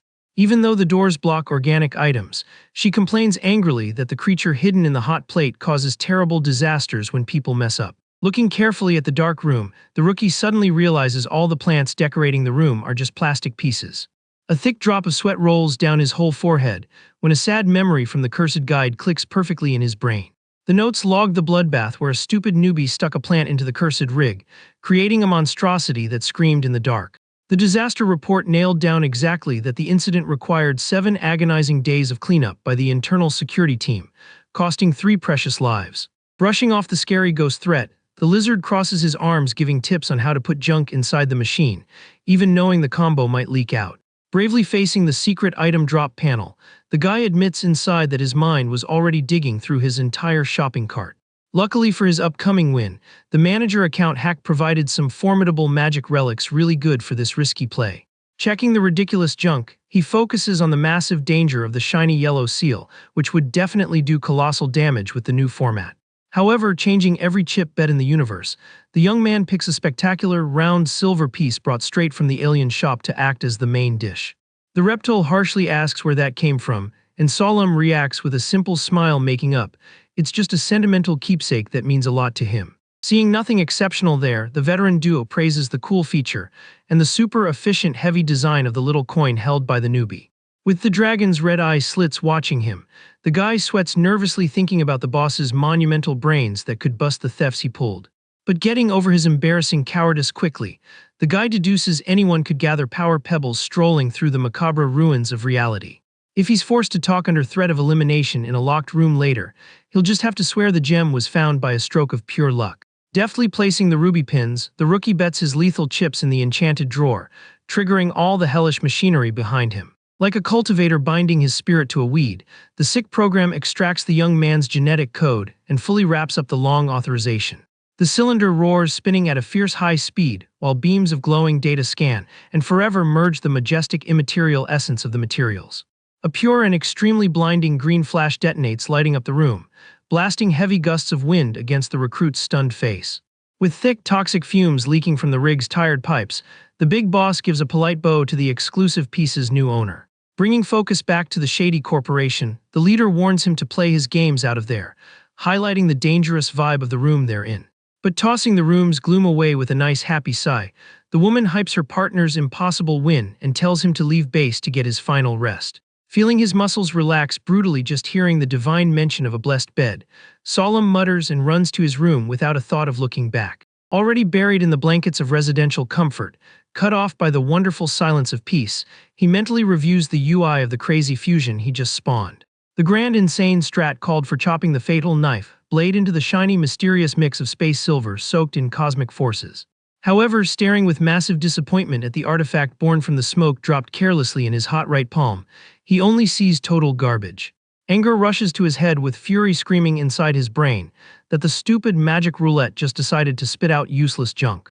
Noticing the object's silver shine with extreme suspicion in his anger-squinted eyes, he bears the frustration of having failed embarrassingly at the trap. Trying to regain control of his own crazy experiment, logic knocks on his door reminding him that throwing stuff around does nothing but draw pure bad luck. Using max lethal power without thinking about the fallout, Solemn flicks his big thumb launching the silver object straight at the target's ceiling boards. A dull thud slices the quiet boredom in half, finally marking the rough impact with the smooth wooden floorboards. Looking at the silver object in his hand, Solemn tries to figure out what the heck this thing is. An invisible hand hovers above the phone demanding a coin deposit to proceed. He tries tossing a 101 coin, but an error pop-up quickly warns the amount doesn't work. Getting how the system works, the MC decides to test again using the 501 coin. Swiftly, the guy flicks the new amount straight at the spirit. The ghost hand catches the piece midair in a weird way, leaving the recruit utterly shocked. The young man tracks every step of the event trying to process that magical weirdness. Then the piece dissolves and sinks straight into his skin, causing a strange discomfort all over his body. A massive dark force flows across the floor, taking the huge shape of a shadow arm. Moving his own fingers, the young man notices the ghost projection perfectly mirrors the movement in the other corner. Fascinated by the result, the MC wonders if this is the true perk of his exclusive item. The shadow follows his body's orders, acting in real life like a legit third hand. Wanting to check the object's physical accuracy, he commands the floating copy to hold a regular pen. Using the mirrored hand, the planner starts writing in a notebook on the distant desk. The handwriting comes out looking exactly like his normal script, confirming the shadow's strength and skill are surprisingly precise. Focused on utility tests, he opens doors and lifts lids, verifying the shadow's range is 3 meters. The time limit to keep the perk active seems to run out in just a quick 5 seconds. This easily beats the utility of the reptile boss's blade, since it has the power to completely bypass space barriers. Plus the massive advantage of never having to touch cursed trash with his own real hands again. Weighing the value of the secret rewards he scored, the strategist declares that gambling on the magic rig was a total win. He settles under the covers in bed, deciding it's totally fair to spend a little coin for actual telekinesis. Already resting in the dark bedroom, Solemn notices the tension in his body is gone, and his muscles don't ache from fatigue anymore. The guy links this to the huge luck of rolling with partners who didn't panic during high-stress moments. The memory of the reptile commander makes him grateful for the group's unshakable confidence in passing the weapon right on cue. Thinking about the company squad, the newbie starts actually believing he can make it through all of that if he uses his head. Enduring the bizarre chaos quietly now proves to be a much more doable and less dangerous path. However, looking at the lit-up HQ in the distance, he sadly admits this positive mindset didn't last long. Right in the main room, the blue-haired leader aims her gaze at the newbie, looking like she's carrying an urgent official notice. The girl announces very bluntly that the whole squad's mission just got a sudden change. Bewildered, the newbie watches his device flooded with messages, muttering in panic non-stop about this supposed department transfer. The company menu states role transfers only go through when workers smash their annual profit goals. Shocked as darkness falls over his face, the young man refuses to believe he scored a promotion on just his 3rd day at the firm. Then a formal program notification pops up suddenly explaining the flawless clear of the bloody scenario. The company logo glowing on the screen proves the devastating and profitable success of resolving the former Tuesday event. Super hyped, the virtual pet cheers announcing the unreal amount of cash raked in by the bold run. Racking up 40,000 points shoved the rookie straight to the top of the firm's leaderboards, drawing way too much attention from his bosses. Trying not to lose his sanity, he accurately guesses the lethal assignment is a fallout from that unreal Annoyed by her coworker's delay, the blue-haired boss narrows her eyes asking if the kid checked the creepy warnings. The planner fights back tears asking with a weak voice if the field team is going to end up split into different spots. Savoring her coffee slowly, the leader rules out the swap, stating only the job's risk factor will get bumped up. Shaking off the cold reviews, she explains they previously only had to tackle cases packed with foolproof guides. But with the recent hype surrounding the team, their new duty will be solving cases where data simply does not exist. Desperate over the brutal lack of info, the newbie realizes they're going to be thrown into totally uncharted stories. The boss complains this is the system's worst flaw, using the threat of a game over as a reward for top performers. Sliding the room door wide open, the big reptile commander walks in tossing a casual hey to the crew. The veteran partner glares at the new arrival, angrily asking if deploying the team blind isn't just in order to get them taken out. Sweating cold as the news drops like a bomb, the recruit searches his brain for any loophole in the strict rules that could bail them out. The lizard-faced boss coldly defends it, explaining rookies bite the dust even when they study guaranteed handbooks. Furious at the heartless excuse, the girl presses if going into blind zones doesn't multiply the casualty rate wildly. Scratching his thick animal head, the commander claims he doesn't see that big of a difference when fixing problems with pure force. Cutting off this pointless debate about potential game overs, Solemn drops his crucial question, demanding to know if the mission pays extra. The veteran partner blinks in shock the second the lizard confirms the massive drop of extra funds. Grasping the profit margins makes the warrior freeze, her deadly enchanted gaze right on the suited monster. The big guy stutters trying to talk about the sheer size of the cash, hearing from the creature that the payout will be phenomenal. Breaking down the deadly program's mechanics, he guarantees uncharted zones spit out 15 times more points compared to the old ones. The kid stares deep into the trio's eyes and confirms the greedy glint of frantic gamblers who just can't quit. Reassessing his cards, however, he notes this round is fantastic because he carries entire archives right in his head. Money reigns in his imagination as the kid dubs the waterfall of threats a tripled profit margin. Totally obsessed, the members led by the lizard drop their guard and march thirsty toward those stacked wallets. The elevator's electronic board stops exactly on floor 17, marking the gate to the bloodbath right in front of them. The commander mentions during the walk that the penthouse's fancy environment only houses the brainiacs of the firm's core engineering. It's in these brightly lit labs that the geniuses dig through every dark disaster that hasn't been graded yet. Guided by the heavy reptile, the crew walks through halls covered in flawless hospital white paint. Solemn spots a bunch of people staring at the folks who just came up, and figures winning the game shaped this massive current fame of his. Squeezing his nervous hand, the kid seals inside that no clean money will ever come from the bizarre dangers of that place. Standing right by the first barrier, a guy dressed to the nines wearing glasses flashes a friendly smile at the armed squad. His mind drifts to basic burnout and lazy nights, not wanting to walk across the room to hit the light switch. A funny daydream of the busy shadow pressing the button proves astral weapons are handy for little comforts too. Snapping out of his mental chill session, the boy sees the classy gentleman bowing perfectly to the reptilian boss. The strategist sizes up the man's smooth vibe, wondering if the preppy guy packs a fatal skill set to be stationed in this snobby department. Pushing up his shiny lenses, the mystery man aims a beautiful smile at the newbie who is scanning everything. He introduces himself directly as Quack G-Gang, the brain running the building's main research squad. Solemn checks out the superior's badge and posture, judging that the fake politeness gives off an intense, deadly buzz. Keeping the mechanical protocol looking good, the hunter bows and already catches a smooth compliment from the proud manager. The grumpy coworker pinches the bottom of his arm complaining super quietly, with pure hatred for the suited guy's masked, snobby aura. The planner notes the shock didn't stem from the sector's boss. He quickly realizes the scare happened because a very important someone else showed up. Quack G-Gang is the renowned scientist in charge of drafting the baseline guides for Uncharted Legends. Since the guy has a rep for being nice in the system, Solemn figures playing it totally normal is the safest bet. With that, the lizard-faced boss warns that both departments will start running ops together very closely from now on. The recruit gets confused and asks why they need verbal commands to operate. Aiming to clear things up, G-Gang explains his department analyzes the best routes to breach unexplored threats. Using the intel gathered from the first runs, the scientists can forge the full rulebook so people don't perish in there. Taking that into account, the newbie connects the dots and realizes his field squad is the poor guinea pig filling up the firm's server. Maintaining a super friendly aura, the researcher gives the official greetings to the crew's newest members. The scaly boss already orders without wasting time that the crew grab the fear vials and check the citizens' tails. The veteran partner takes the break to whisper to Solemn to drop that shocked face right now. Turning his head slightly, the kid hears a voice call him out of nowhere in the middle of the hall. Super comfy in his seat, Ji-gang strikes up a direct chat with the breakout rookie of the hour. He pulls up a screen with the logs and challenges the kid to make a cash bet on the problem's tier. Shooting the offer down instantly, the young man turns his back and announces he's sitting out of the challenge. He argues the mission could be fatal and points out the lizard commander doesn't give a damn about the crazy little game. Letting out a chill laugh, the suit swears there's a courtesy cap in the firm's workspace. The thinker notes the man's facade is flawless, while the scholar promises 0 lives will be lost over a little bet. Without dragging the chat out, the scholar tosses a thick intel file right on the counter. The researcher guarantees the issue right now isn't top-tier bad, since several regular folks managed to make it out without a scratch. Truth is, the incident division had been pressing upper management hard to wipe out that case for good.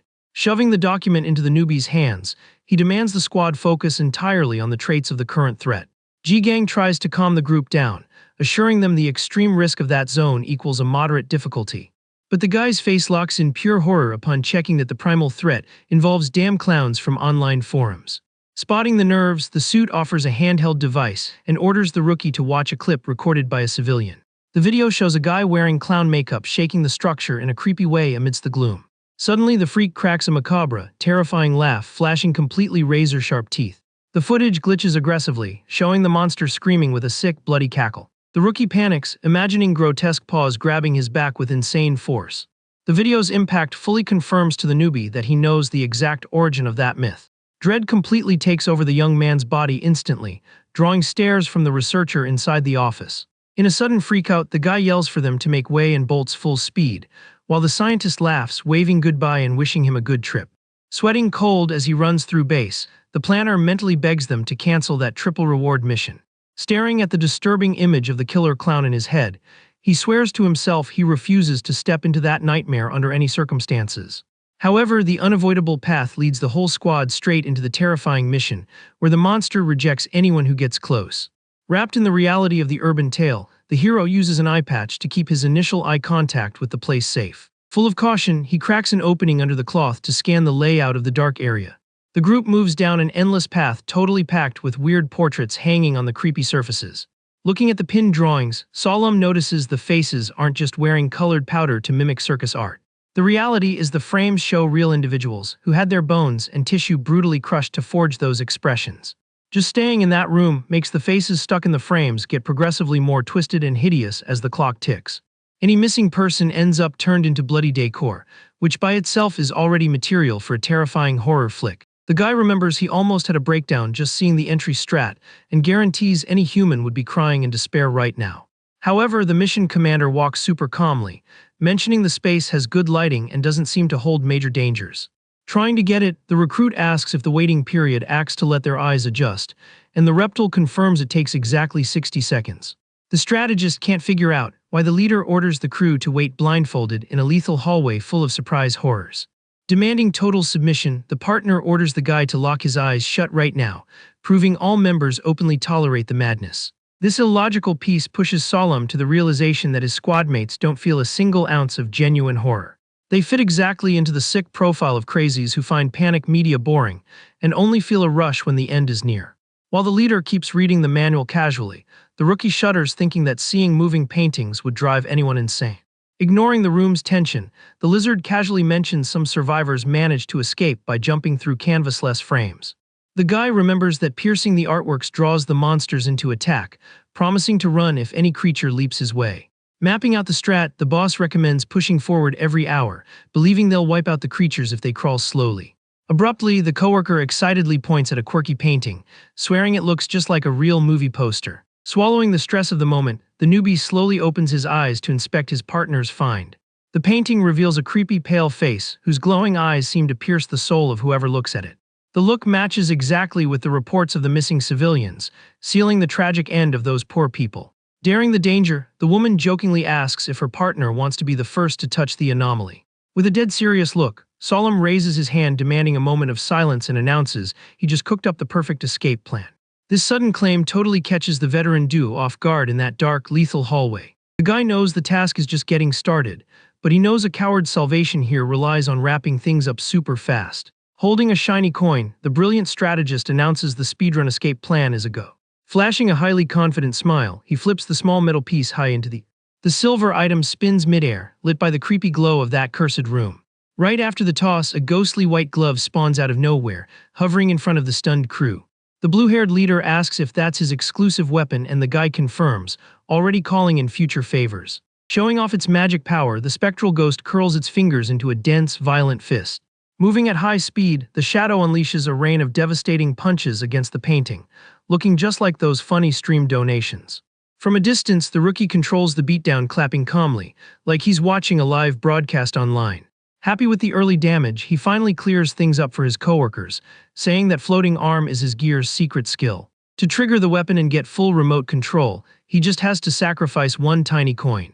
The newbie guarantees that brutal, accurate strike is the core piece missing to clear the horror state. Studying the legend thoroughly, he figured out the angry creatures hunting intruders only serve as punishment for wrong choices. To lock in the win, Solemn tells the squad to run and find the one right painting he details, the second the main alarm goes off. In a rush, the assistant begs for the main leader's attention. Being super chill with the rookies, the huge lizard agrees with the suggestion and grants the request. With that, G-Gang steps back stretching, swearing that following the kid's lead won't cause any trouble. In his head, the newbie hates the layout, thinking there'd be no need for all this running around. Seeing himself as an admitted coward, he's dead sure he'd never have the guts to face the creature head-on. Making staying alive priority number one, the strategist decides booking it fast is the only workable option. The system timer hits nearly 5 minutes, and the screen warns the brutal sprint is about to start. In the distance, the assistant's voice breaks the quiet, asking what the difficulty of the current trial will be. Scanning the layout calmly, G-Gang bets the legend will stick to its usual danger level. The assistant backs the prediction, but gets a warning not to leak that bet to the other squads. Annoyed, Lee complains mentally about his supervisor's knack for ruining the vibe with his fake nice guy act. However, the worker admits the real root of his anger is the newbie's cocky attitude. Solemn's nerve to stand up to the leader still made the assistant's blood boil. Fueled by rage, Lee drops an anon message in the betting chat, rooting for the kid to meet his end during the... Cutting off the bitterness, G-Gang demands the final report before the shift ends, pulling an exhausted sigh from his coworker.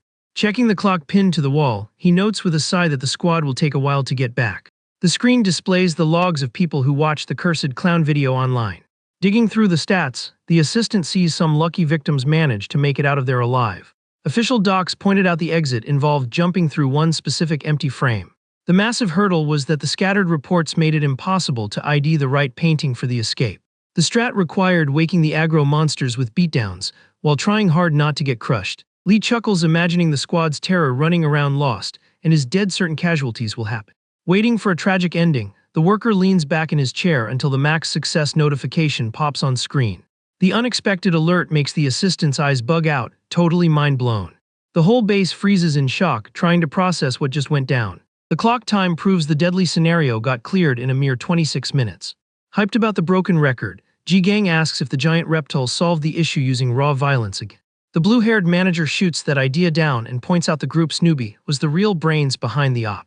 Straightening his tie, the strategist shows up right after surviving yet another corporate trial. Stunned by the guy, the researcher asks how a fresh hire managed to pull off something so impossible. Looking at his puzzled bosses, the rookie runs through the key details he caught during the mission. Keeping his cool, the strategist takes charge of breaking down exactly how the anomaly works. The guy kicks off highlighting the cursed tape was called "The Pyro Hates You." This distinction was the main clue to the mystery, since language localizations usually mix up the terms. While standard clowns wear flashy colors and do happy juggling to entertain the crowd, the Pyro rocks a sad French aesthetic, with a black and white painted face and a gloomy look. Keeping the title in mind, it was logical to assume the enemy hunting them would never be the real answer. To prove his theory, the rookie scoured the place looking for a painting sporting those monochrome colors. To play it safe, he used his hidden skill and touched the painting, keeping a safe distance. As a result, the dark entity dissolved right away, unlocking the escape route the mission demanded. Wrapping up the detailed report, the young man swears the secret boiled down to just that. The suited boss is mesmerized hearing the kid crack the puzzle flawlessly right on his debut. Out of nowhere, the scholar raises his hand, pointing out a vital piece of intel was left out of the story. The scientist asks how the boy managed to ID colors in the dark, considering turning on the lights would draw the creatures. Sweating cold from stress, the newbie tries to spin an excuse, noticing the lizard's intimidating presence. Talking fast, Solemn lies saying he drafted a quick guide reading the veteran partner's logs. Checking the scribbled notes, the researcher verifies the prodigy cracked the riddle using only basic data. Nerves on edge, Assistant Lee hears the kid's brains save the institution months of red tape. That extreme efficiency seems illogical to those who spend years studying those anomalies. Shooting a harsh glare at the rookie, Lee seriously wonders if the young man isn't some monstrous creature hiding in human skin. Breaking the heavy tension, the big guy notes the scrap of cloth picked up on the mission looked different. Checking out the white scrap carefully, the strategist notices the mysterious quirks of the gathered material. Recent memories show the lizard simply pinned the clown to the floor when the monster tried to run. Trembling with fear, the assistant bitterly concludes the leader, and the rookie make up a duo of unstoppable monsters. Sizing up the team's vibe, the researcher also starts doubting the true nature of all that power.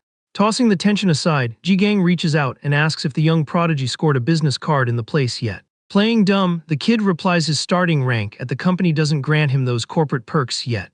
Flashing a sharp smile, the suited man claps at the act and demands he hand over the hidden flyer he kept. With a quick command on the base terminals, secret folders open up detailing the shady pharma company. The files show the corporation sells miracle meds promising to cure baldness on the spot. The weird ad on the screen guarantees having the ultimate fix for any and all sicknesses. The catchphrase claims they are a massive magic company dedicated to crafting medical miracles. Two foxes with wide smiles close out the daydream ad, inviting everyone to join the grand company. Gripping the mic, the host on stage demands the attention of the survivors packed in the hall. The exhausted crowd listens to the suited man yell that they are all the winners of the brutal hiring process. Hearing that familiar brand again, Solemn racks his brain trying to remember where he had seen that weird company before. The sketchy guarantee said the corporation could forge any material human imagination could come up with. The speech rolls on, praising the rookies for making it through the HQ's violent screening test. Full of energy, the speaker congratulates the group and announces their immediate transfer to the field ops squad. The screen flashes the department's cursed logo, sealing everyone's mandatory move to the worst sector of the facility. Totally lost, a partner nearby whispers he never thought a pharma company messed with urban myths. Full of spite, the strategist realizes the sick system uses lethal danger, as if it were just a standard hiring step. Fiercely rejecting this awful future, the kid sprints toward the hallway aiming to ditch that whole thing. However, a light barrier blocks his path while the figure on stage warns about the short trial phase. Looking at the cornered crowd, the silhouette on stage announces the deadly trial will grade the professional skills of everyone in the room. The suited host happily reinforces that everyone's cooperation is key to the process succeeding. Snapping his fingers confidently, he dictates the team will hunt down and destroy any opportunists trying to get an edge in the place. At that moment, the lights cut out abruptly, leaving the recruits lost in the dark wondering if this is part of the show. Suddenly, a flash floods the room, scaring the group who can't figure out what happened to the event hall. A weird announcement echoes from the speakers, thanking the passengers for riding the Abyss Transit Network to the end of the line. Looking at the train's digital board, some folks believe they're on a regular subway and even think it's a VR simulation. Without processing the environment shift, people whisper trying to figure out if the set moved and get annoyed because the doors won't open. Still trying to find a logical reason, they debate if they were dumped in an escape room or if it's a company tech test. Watching the chaos, Solemn is dead certain that grotesque situation has nothing to do with modern tech. It isn't just a simple escape room either, but the strategist admits it was impossible for anyone to see such absurdity coming. He recalls the firm's weird job listing which promised the creation of miracles, and wonders how a job turned into this. That cursed hiring process dragged the young man straight into the organization's terrifying practical missions department. The badge hanging from his neck is the official proof of his dangerous tie to the Explorer team. Right then, the phone buzzes an alert that the deadly survival game has started, marking the first stop as the Station of Sadness. Stepping further into the gloomy car, the rookie focuses all his attention on the threat that just spawned. Sizing up the dark place, the MC realizes with dread that he got physically dropped inside a horror story. While the bizarre system welcomes him, he tries to remember the extreme burnout he felt on his last trip home. Back then, the boy's only wish was to reach his apartment to finally sleep and finish doing his laundry. Thanks to the relentless grind of his daily life, he ended up passing out on the seat and woke up suddenly without a clue what was going on. By all accounts, the guy was still resting in a standard subway car, lit by regular white lights. Checking his surroundings, the route looked like a normal daily commute, but the doubt about his whereabouts popped up fast. The strategist's sharp instinct set off alarm bells, signaling there was something very dark about that train. The uneasy quiet and the weird glitches made it obvious the place was actually a perfectly laid-out death trap. Grasping the corporate cruelty, Solemn figures the organization uses this urban legend to ruthlessly wipe out new hires. Soon, the digital boards blink wildly, signaling the creepy stop at the Station of Sadness. The automated voice orders the travelers to exit immediately, and the heavy security doors start sliding open. The message echoes through the train, warning the car will lock down in 30 seconds, killing any chance of turning back. A freezing fog takes over the boarding area, revealing the creepy sign with the stop's macabre name. Oblivious to the hidden danger, the passengers note the place looks normal and quickly suggest a fast evac. Hearing the group rush to get out before the way shuts, the newbie just curses over the annoying situation. A hyped-up guy takes a step forward, swearing the place looks safe, even sporting such a weird name. Abruptly, Solemn steps in front and holds the frame tight, warning that staying on the train is the smartest move. Wearing a harsh look, the kid asks where in the country there'd be a subway stop named Sadness. The guy in a suit gets furious at the block and demands to know if the young man will take the blame if they all get trapped in there. Trying to cool down the pointless yelling, another recruit backs the newbie and suggests they watch the area a bit longer. Suddenly, the vehicle's speakers blast a sharp tone, signaling the doors are starting to close. Terror consumes the rushed guy, who screams for everyone to run outside before the exit vanishes. Tripping hard on the doorway, the man nearly smashes his face on the freezing floor trying to save his own skin. A chunk of the group manages to clear the doors, feeling a deep relief leaving the sealed car behind. However, a shocked young man leans against the glass, whining in frustration for not being fast enough to bail. Looking at the guy trapped next to him, the strategist blames the other's ignorance for that pointless delay. Deep down, the MC knows fear blinds people, forcing them to run without a second thought. The red display cuts off the young man's thoughts, hitting zero ruthlessly and irreversibly. Outside, the cowardly guy hesitantly asks if the coworkers who couldn't get out will be safe. The cocky partner mocks the scene, claiming staying behind was their call and now they'll suffer in the vehicle. Wrapping up his cruel taunt, the man laughs until he notices a weird, thick substance dropping right on his head. Totally confused by what happened, the guy looks up to find where that surprise mess came from. A heavy flow of thick red liquid crashes from the dark ceiling, covering the suited man's body in absolute panic. The recruit's red-stained eyes go wide, screaming in despair to find out what kind of gross, deadly stuff that was. Trying to save his life, he yells at the top of his lungs that the place's ceiling is leaking sludge on them. However, a crushing flood of red washes over the platform, drowning the man who begs the void for help. The sudden massacre devours everyone stuck outside in a massive ocean of brutality and pure despair. Safe behind the door glass, Solemn watches the bloody slaughter with dead eyes and deep focus. This pointless spilling of life force proved beyond a doubt the lethal and ruthless nature of the company's environment. Banging their red-stained hands on the glass, the terrible outcome violently punished those who acted on impulse. The red light fills the car, illuminating the terror of the living, signaling the true start of the deadly challenge. The metal frame starts moving again slowly, leaving the blood-soaked station and human remains behind. Daydream Corp's core tech rules all the secret regions strictly labeled as the darkness. In the real world, this dark tag directly points to urban myths that eliminate everyday people. And aiming to keep the monopoly on dread, the company ships its hires straight into the heart of these legends. The transport speeds through the dark tracks, confirming the personnel screening always goes down in that place. Faced with this violent forced survival setup, the other recruits fall into deep despair and cry non-stop. Being real with himself, Solemn admits he holds a massive tactical edge over his panicked coworkers on the train. After all, knowing every detail of the legends would let him cheese the key items just like an overpowered comic book hero. Controlling the board using his brain sounded perfect on paper, but the young man knows there's a giant weak spot. Clenching his fists hard, he faces the harsh truth of his biggest and most crippling weakness. Turns out the rookie is terrified of the dark and can't hold eye contact with real monsters. His hype for macabre stuff was strictly limited to reading text and online wiki pages. Any image a bit too graphic was enough to make the cowardly young man pass out on the spot. He stayed far away from horror videos because of the creepy thumbnails that popped up on his monitor.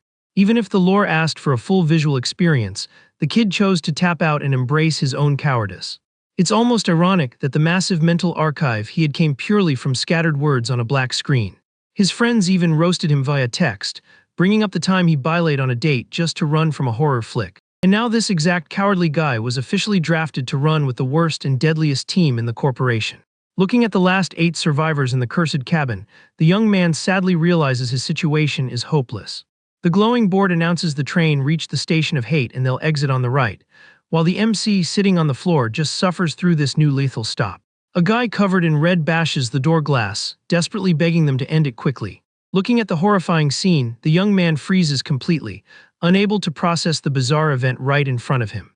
Suddenly, an unknown diary drops to the floor with a dull thud, flashing an ad for a special merch giveaway on the cover.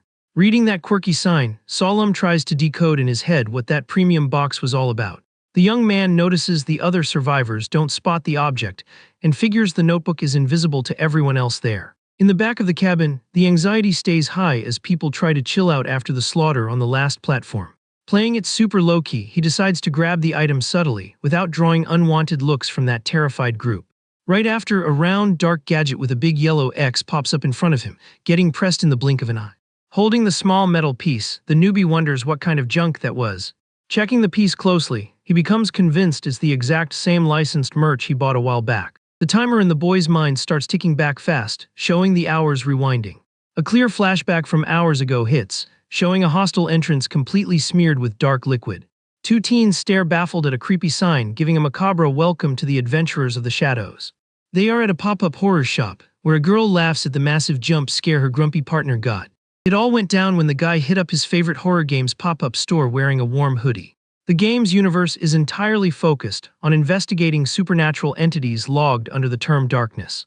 Acting like a true series addict, he filled his cart with tons of limited items from that drop. At checkout, he grabbed the big bag from the clerk while overhearing rumors that he might be a scalper. Full of shame, the boy pulls his hood up and mentally complains about blowing his vacation money buying stuff for himself. The saddest part of this addiction is he had already visited that same pop-up shop the week before in total secret. Only the roulette draw was left untouched because he was too embarrassed to play it in front of other people. But a super hyped employee warned it was the last chance for the promo and talked him into trying his luck on the machine. Giving in to the shopping urge, he decides to play and walks with the clerk, mentally thanking him for the push. The massive digital screen of the roulette lights up in front of him, ready to start the Doomsday Prophecy game. The host explains he just has to smash the red button at any moment to instantly roll the prize tier.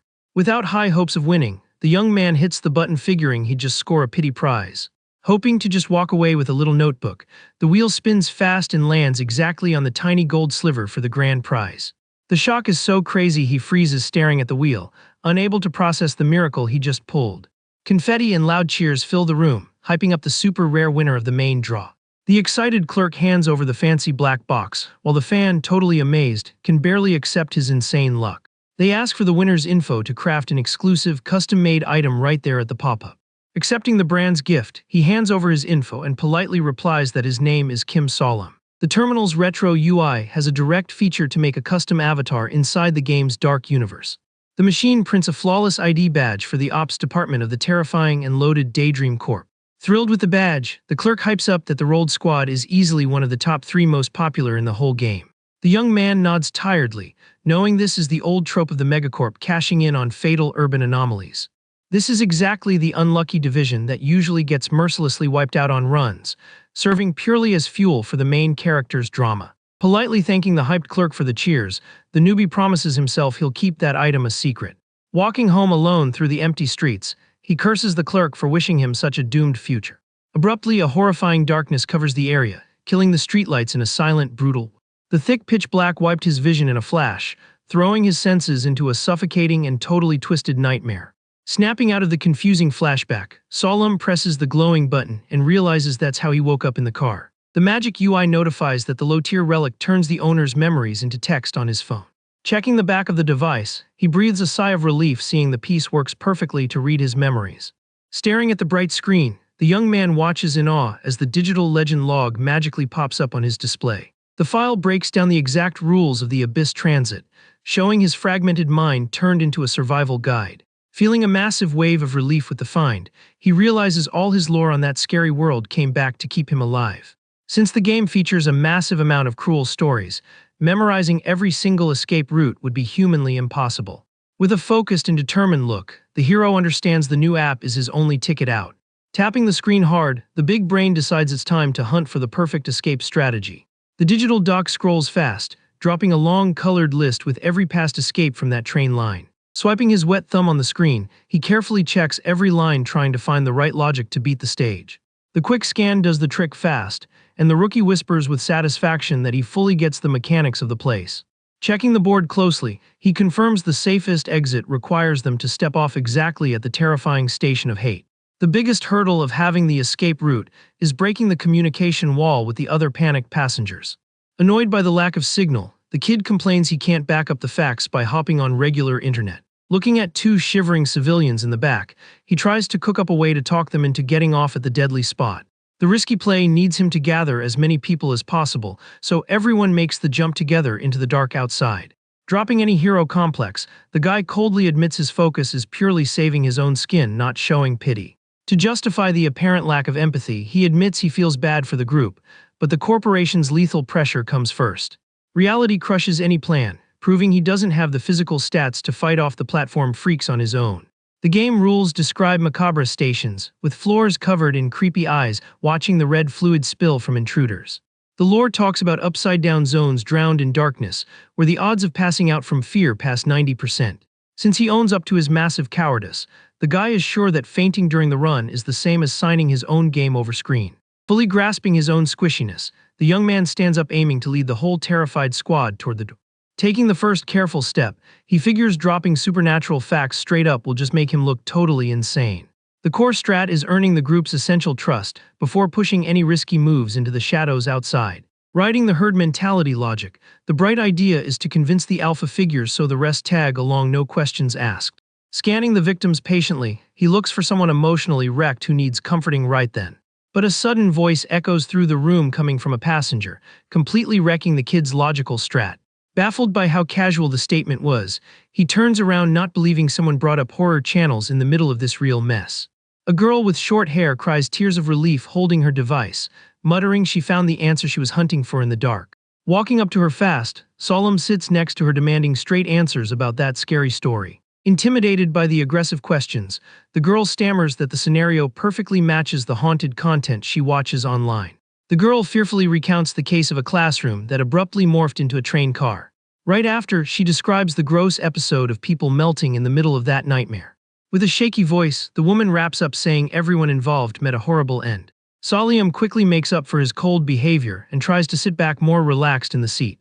Bummed out, the young man admits in his head he can't think straight with so much crazy stuff going down.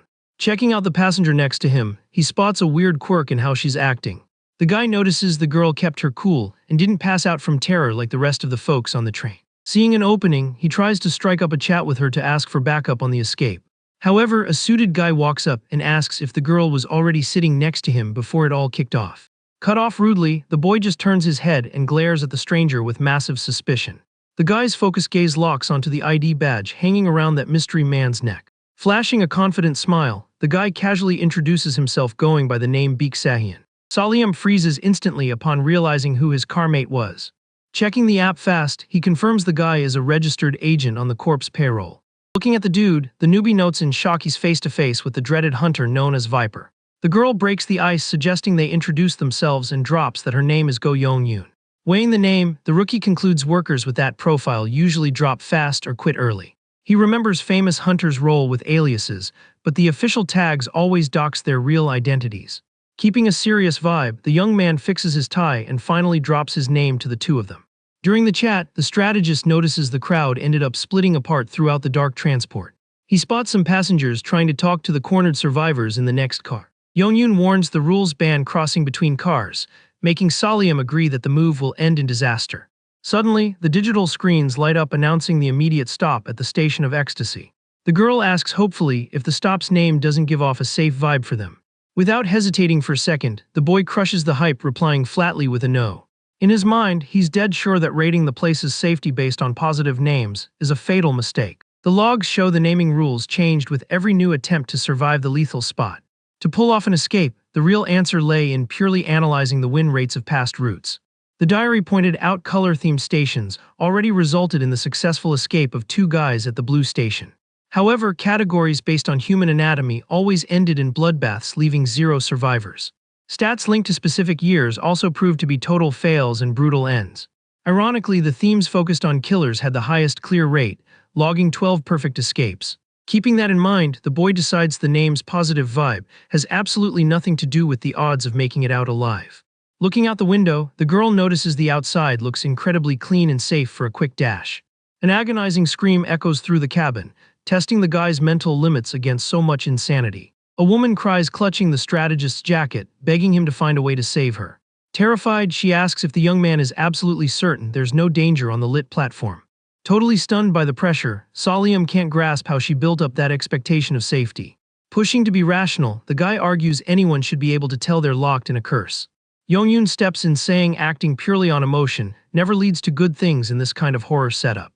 Annoyed by the dramatic talk, the suited man grumbles, demanding everyone stop chatting and move already. Keeping his cool, the MC asks if the guy thinks they're in a game where answers just spawn out of nowhere. Raising a finger with authority, the newbie warns there actually is a glaring clue in the room. The guy points up, demanding the group focus on the automated announcements from the conductor.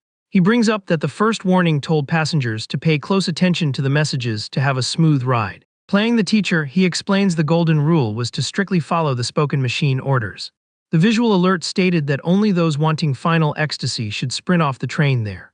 Staring at the shivering people, Salyam asks coldly if anyone's life goal in the room is reaching that place. The suit stammers, making up that his ultimate life goal is indeed to live in ecstasy. The scared woman snaps back, asking if he'll take the blame if the escape completely flops. Blinded by the urge to escape, the guy thumps his chest, swearing he'll tank all the divine punishments. At that exact second, the sound system warns the exit doors are about to lock. Ignoring the dark risks, the man dashes, shoving others out of the way to make it through before the timer runs out. Through the window, the guy sees the folks in the next car also fell for the cruel trick and walked out. Watching the cluelessness, the strategist suffers for not wanting to deal with the brutal corporate world. He takes a deep breath, mentally prepping for the unavoidable tragedy about to go down outside. The second the guy's shoe touches the freezing floor, a dark force turns his leg into solid gold. The passenger screams his lungs out in agony as his physical form starts violently melting down. Wrapped in the burning, golden liquid, he melts, begging for help in the middle of all that madness. Completely swallowed by the anomaly, he pleads for assistance while sinking into his own glowing, lethal puddle. In painful seconds, the victim becomes nothing but a melted puddle of liquid gold. The man's twisted face reflects endless suffering baked into the material, staining the floor of the place. Showing zero mercy, the vehicle speeds up, leaving the cursed stop behind in the darkness. The cabin survivors stare frozen at the surreal slaughter that went down right before their eyes. The woman cries, remembering the cocky guy swore to take the heat for the busted evac. Gripping the boy's clothes tight, she tearfully begs him to guarantee they reach a safe haven. Struggling to hide the shaking of his own legs, the guy answers flatly that he'll get her out of there. Amazed by the boy's unfazed act, Hunter Viper flashes a wide smile, praising his attitude. The hidden veteran mentions folks that confident are rare to see and hopes the promise actually pays off. Using good wordplay, Salyam deflects the pressure, asking if the quiet partner already mapped out an exit route. Faking pure ignorance, Sahian shrugs, saying he doesn't get anything about that bizarre universe. Aware of the guy's bloody past, the newbie decides to keep his eyes locked on the hunter's moves. The digital alert warns of a winding track with heavy turbulence and demands all riders take a seat immediately. Looking through the glass, the squad spots a riot breaking out in the next car and panics, not knowing what to do. Yelling for the group to sit on the floor right now, Salyam watches the impact tear through the standing people, creating a bloody scene. Overcome with fear, a kid cries, clinging to the seat, crying out that the disaster hit exactly like the warning said. The corporate audio echoes through the room, notifying everyone about an item lost inside the train. The message instructs whoever finds the relic to step off at the next station, leading Salyam to figure it's an exit. The alert goes on, specifying the lost item belongs to a guy in his 20s. In a creepy twist, the AI points out the missing piece is exactly that young man's left eye. The system repeats the blood type of requirements and orders the person to hand the eyeball over to a staff member. Hearing the message, the strategist realizes this option is a safe ticket to bail from there. However, the big catch to the riddle is that only one person gets the shot to survive using this strat. Several passengers go into shock, whispering about the insanity of scooping someone's eye out inside the car. As a veteran hunter, Sahian studies the madness and wonders if it's worth ignoring the hint, since everyone can make it out later. The agent notes that escaping alone would cause drama, while a coward suggests they track the target down right away. A ruthless hunt begins, with the guy asking ages and confirming the coworker has type B blood. When the interrogation reaches the rookie, he straight up lies, saying he's OB to dodge the crosshairs. Abruptly, another guy raises his hand, admitting he's the wanted victim, claiming he sees no issue with confessing. The guy flexes, confirming he exactly matches every fatal trait listed in the weird announcement. The passenger stays confident, figuring that dropping the truth wouldn't put his life on the line. The robotic voice breaks the ice announcing arrival at the station of anger, the exact moment Sahyun shoots a dark look at the boy. The hunter smoothly walks up to the target and asks in a friendly way if he really has that blood type. The chime warns the doors are opening, while tension floods the dark subway cabin. Moving fast, the veteran completely drops his act and launches an attack on the clueless young man. With a swift move, Sahyun pities the victim's bad luck and lunges cruelly in the middle of the train. The hunter's furious strike rips the boy's left eye out in a gross spray of red and extreme pain. Stunned, the other passengers watch the torture, unable to process the savagery of the sudden hit. The bloody body part is pulled out, and the young man crashes to the floor in absurd agony. Holding the gross reward, Sahyun forces his way through and jumps out without an ounce of guilt. The group goes into full panic mode, screaming in fear seeing the victim thrashing and bleeding heavily on the floor. Sizing up the exit, Solium doesn't get why the guy bolted so fast, since the rule said to hand over the... The two rookies freeze, realizing the massive loophole in the rules of that cruel survival test. The strategist remembers the warning ordered the finder to get off, not the owner of the item. Seeing the hunter on the platform, the MC understands banking on others' mercy in there is pure stupidity. Showing the outside, the partner freaks out at the brutal act, while the guy decodes the veteran's play. The rookie admits the intimidating Viper nickname wasn't handed out for nothing by the org's bosses. He thought the guy was just a nice recruit, but the true psycho profile from the files showed up. While the doors shut, the kid figures the hunter sacrificed his own eye and blinded the civilian to cut out the competition. Breaking down the violence, Solium confirms the veteran crossed the line, and all that spilled mess was totally unnecessary. A passenger complains while looking for something on the floor, backing the idea that a lost item must literally be something left behind. The boy realizes the rule demands finding someone else's object and never tearing off body parts to pay the toll. Checking his surroundings, he hides a vial in his hands, aware the legends require taking orders literally. The system alert goes off again, letting them know the assigned staff is already on the way to grab the package. Through the foggy glass, a massive, grotesque silhouette appears walking slowly through the station's shadows. The machine thanks the mortals for their help, and the MC widens his eyes at the freakish creature outside. The monster roughly snatches the hunter off the ground, and the alert confirms the eyeball delivery. Sahyun's screams of pain ring out loud, and the scared team feels zero pity for that selfish guy's end. Solium feels bad about the wound on the passenger's face and asks if Yongyun has advanced medical skills. The woman confesses she dropped out of med school and feels like a failure, but the guy praises her for even getting into the tough program. The machine signals they are rolling up to the station of hate, pulling everyone's focus to the locked exits. The strategist notices his partner watching him waiting for orders, feeling scared the whole weight of leadership will drop on him. Uneasy with the pressure, he asks if she doesn't think that burden is way too heavy. The dropout admits she gets how fear makes people dependent, but apologizes for stressing the guy out too. Letting out a long sigh, the young man confides he's thought a lot about the whole final destination concept. The woman morbidly suggests that anyone's ultimate final stop is invariably game over. The hero mentally agrees that the absolute end of any existence happens 6 feet under. He says he considered jumping off if a fatal name popped up, but got scared he was leading the squad into a slaughterhouse. Praising the girl's logic, the young man agrees the elimination theory makes total sense and is well backed. Surprised by the sudden hype, Yongyun is at a loss for words and blinks stunned at her partner's reply. Keeping up the confident vibe, the guy grabs the reins of the situation on the terror-drenched transport. Having his speech ready, he flips the question asking what the literal definition of the word destination is. The system warns about the station of peace, and he points out destination means the goal you want to reach. His flawless logic states the machine follows literal rules in its orders to sit down and fetch items to save lives. He remembers the victims at past stops took the punishment straight up, without any metaphors involved.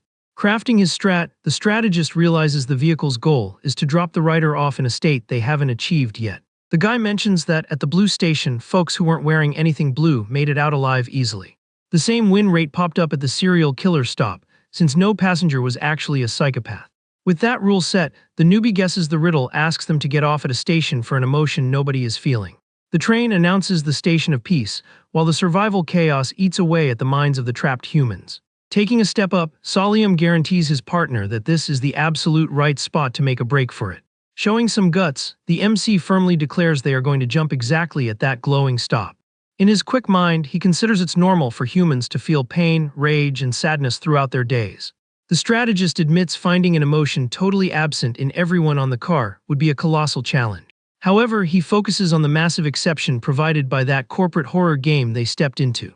The glowing sign changes names announcing arrival at the peaceful Tipyong station.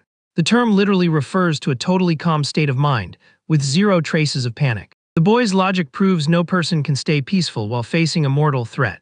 Keeping a determined look, he reaches out to help the cowardly passenger slumped on the freezing floor. Giving friendly support, the unlikely leader guides the group through the doors toward a totally guaranteed escape. Leading the scared squad, Salim notices the others just followed his lead, and there is no turning back now. The place's sign glows bright, while the guy clings to the faith that they will all make it out of there safe and together. However, the rest of the group goes wide-eyed in shock when they get a look at the outside of the transport.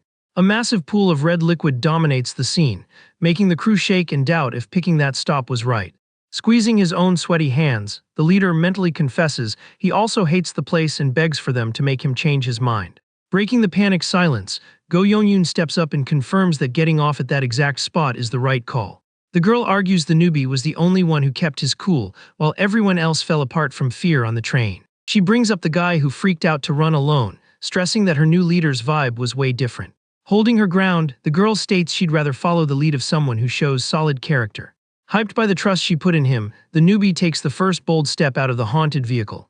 Without blinking, the partner follows the boy, stepping onto the red-soaked floor of the cold station. The rookie looks surprised hearing his own name spoken shyly by another team member. The scared passenger flashes a comfy smile confirming he also blindly trusts the newbie's calls. Super surprised by the man's move, Salim realizes he buried his own dread so he wouldn't drag the run down. Beating the tension, the hero agrees with the guys and focuses on getting everyone out of that nightmare alive. Grouping the folks up in the weird spot, the guy guarantees they'll be safe if they purely focus on the stop's emotion. The squad sprints down the red-stained stairs with the single goal of leaving the abyss behind. Quickly, the exit sign glows in the dark, proving the suicide strat actually paid off. A blinding light floods the room as a cheerful voice welcomes the newest hires to the corporation. Exhausted, the young man checks out the bright new room, trying to process clearing that crushing test. Breathing slowly, he starts mentally doing a headcount of the individuals who dodged the absolute disaster. The newbie's eyes sweep across the group's chill faces, checking on every person who jumped from the lethal transport. A massive wave of relief washes over the strategist, realizing 5 people trusted his call and are still breathing. Seated in front of a sparkling stage, the group celebrates the unreal escape that saved 8 people from the slaughter. The suited man on stage cheers as he drops the historic stat of 22 rookies, passing the deadly phase. Blown away by the positive numbers, the speaker guarantees that specific group is legendary to the company. Hyped, he highlights he can't wait to see HR's reaction to that massive smash success. Bugged by the room's cold vibe, the rookie notes the team's tense silence while the host preps to crown the champs. Abruptly, a spotlight isolates the hero in his seat, revealing he is the undisputed MVP of the event. The man hypes the boy's genius strats, while the kid stays frozen trying to process that this madness became his real life. The host walks up to the champ offering a mystery box and announces it's a special perk from the company. Popping the lid slowly, the newbie stares at the shiny item in the box without showing any hype. The young man's look turns to pure shock when the suited man tells him to pay close attention to the surprise. Ignoring the recruit's shock, the guy laughs, turning his back, and calls the dangerous Viper up to grab his prize. The creepy party rolls on handing gifts to every recruit who survived the trauma of the trial. Reaching the back row, the night's host drops the special perk into the cowardly passenger's hands. Scanning the survivors, Salim concludes the trains ran in completely different dimensions and times. Showing zero pity, the young man states the sociopath hunter will have to patch himself up on his own dime. Bringing the focus back to the stage, the suit confirms all the grads got their prize and announces he'll make the final statement. The massive screen shows the screening process is a wrap, and everyone is officially hired for the field department. Furious at the scene, a recruit with glasses stands up yelling that a lot of them didn't really put the work in to beat the train. Flashing a grotesque smile, the man on stage backs her sense of justice and warns the lazy cowards will be wiped out. Dimensional rifts tear open the floor under the chairs, ruthlessly swallowing those who didn't pull their weight in the escape. The kid watches the sadistic execution frozen in fear, witnessing the instant elimination of his own squadmates. Yongyun covers her mouth horrified, while the event's voice coldly welcomes the 13 survivors left in the hall. Pacing the stage, the host highlights the magnificent performance of that small squad deserved some proper hype. The official speech locks in that the spots are permanent from now on, and the group is officially on the corp's payroll. Suddenly, a shaky arm raises in the crowd begging to be let go immediately and to cancel the torture. The speaker asks why anyone would turn down such a grand gig, and suggests the guy hear out the perks of working in the sector. Yongyun carefully asks if they can walk away unharmed after the talk, getting a sarcastic yes from the host. The cruel smile returns to the man's face as he promises the offer will have everyone begging to keep the job. Noting the host's underlying threat, the boy realizes the punishment phase is over and it's time to drop the real bait. An enchanted vial pops up glowing on the screens, breaking down the most valuable perk, known in the firm as the wish ticket. The MC praises the lab's flawless efficiency, arguing the hair growth pills are already legendary. Raising his hand with class, the man swears the base's top secret item has zero in common with standard meds. The glowing formula guarantees making any wish a human mind can dream up become reality. Snapping his fingers, the speaker decides to run a live demo using his own payday as an example. The white arm pops the bottle's cap, dropping a wonderful stardust that fills the whole dark room. The crowd whispers in fear, fiercely doubting that this absurd miracle could actually be real. Downing the divine drink fearlessly, the host yells in joy, hyping the insane power surging through his body. Fully restored and wrapped in a magic aura, the man proudly flexes the instant impact of the famous wish ticket. The squad's jaws drop, confirming the miracle juice actually managed to de-age the presenter's body. The display shows field agents face more dangers, but in return they hit that divine payout way faster. Trying to boost the squad's ego, the man drops that the top 10 winners of the prize came exactly from that lethal sector. Solium catches the sales pitch and concludes the body count of workers is infinitely higher than the winners. Even spotting the firm's fatal trap, the young man agrees the drink's de-aging power is legit and works. The room drops into deep silence, proving the promise of a real miracle infected everyone's soul with greed. Breaking the trance the speech caused, another arm shoots up with purpose in the dark crowd. A long-haired survivor asks if the awesome vial has the power to bring someone back from a game over. The guy's pained look proves the weird question doesn't stem from just a simple interest in medical tech. The speaker tries to keep it light, complaining people always ask that same cliché stuff. He smiles a bit condescendingly, arguing that breaking the wall between here and the afterlife is an impossible feat. But clenching his fist with extreme brutality, the man mocks common belief and claims daydream smashes all limits. The screen flashes, locking the idea into the rookies' heads that the perk truly spawns any dream with no cap. With all the workers taking the bait, the auditorium doors fly wide open while the voice calls the cowards to walk out. The visual warning tells the survivors to grab their masks from the bottom of the bag they got. Chilling in his seat, Solium stares at the package, totally baffled. Exhausted, the guy mentally sighs that the fateful moment to get the piece has arrived. Pulling the dark artifact from the box, a card drops showing an exclusive emergency contact. The young man remembers the host's earlier tip and decides to check out that mystery paper later. Holding the dark accessory up to his eyes, he inspects the institution's iconic mask. The object acts as the Explorer Division's badge and shapes itself to match the user's hierarchy. While the host wraps up the show full of hype, the hero's only urge is to turn down the gig and run. However, the kid knows the glitches took over the whole city, and cowards don't last long on the streets. Remembering the potion's buff, the newbie realizes quitting is suicide and he needs to find a viable exit from that universe. On the other side of the hall, the ruthless Sahian tweaks his mask without rushing at all. Across from him, Yongyun stares at the piece in her hands, trying to process everything she just went through. The strategist notes with awe that, even after the bloodbath, not a single member bylaid through the open door. The rulebook stated the mask adapts to the user, taking on an exclusive look that mirrors their vibe. Placing the guard on his face, the guy waits hyped to see what his unique skin will look like. The thick fog clears, showing sharp black horns sticking out of the recruit's head. The partner spots the weird detail and asks, confused, if everyone's gear gets such crazy shapes. Putting on her own guard, the girl gets whitish horns and laughs, noticing she looks like an ibex. The main board lights up again, congratulating the crew for clearing the bloody starting phase. With the contracts locked in, the explorers prep to tackle Daydream's insane demands for real. Suddenly, a pop-up alert flashes, granting the newbie access to the logged mission files. Solium's eyes go wide, shocked by the surprise notification from his magic relic. The text on screen says new special rewards were unlocked for his profile. Aware of the risk of pulling up the UI right there in the hall, the young man plans to check the updates only at his place. However, the word place jams his thoughts, making the guy shift his eyes to the corpse benefits guide. Lost in his own daydreaming, the hero wonders if he even still has a roof to sleep under in that parallel dimension. Hours later in the apartment complex, the partner says a hyped hello to her coworker in the hall. Giving a chill hello back, the rookie hits the button to call the elevator. Bags in hand, the girl asks if he also claimed the company housing, and the guy just nods. The young man's device threw a location error when he tried to look up his real house online.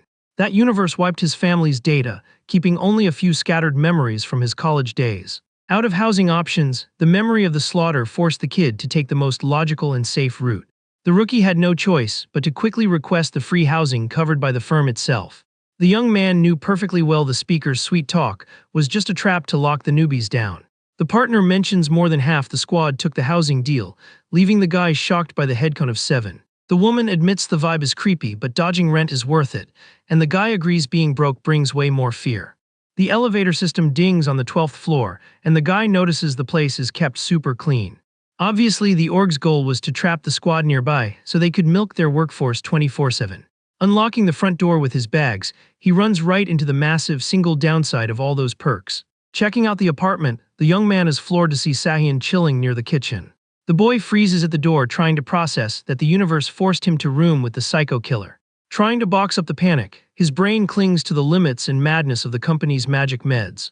A heavy vibe takes over the living room as the two dangerous figures trade stares in dead silence.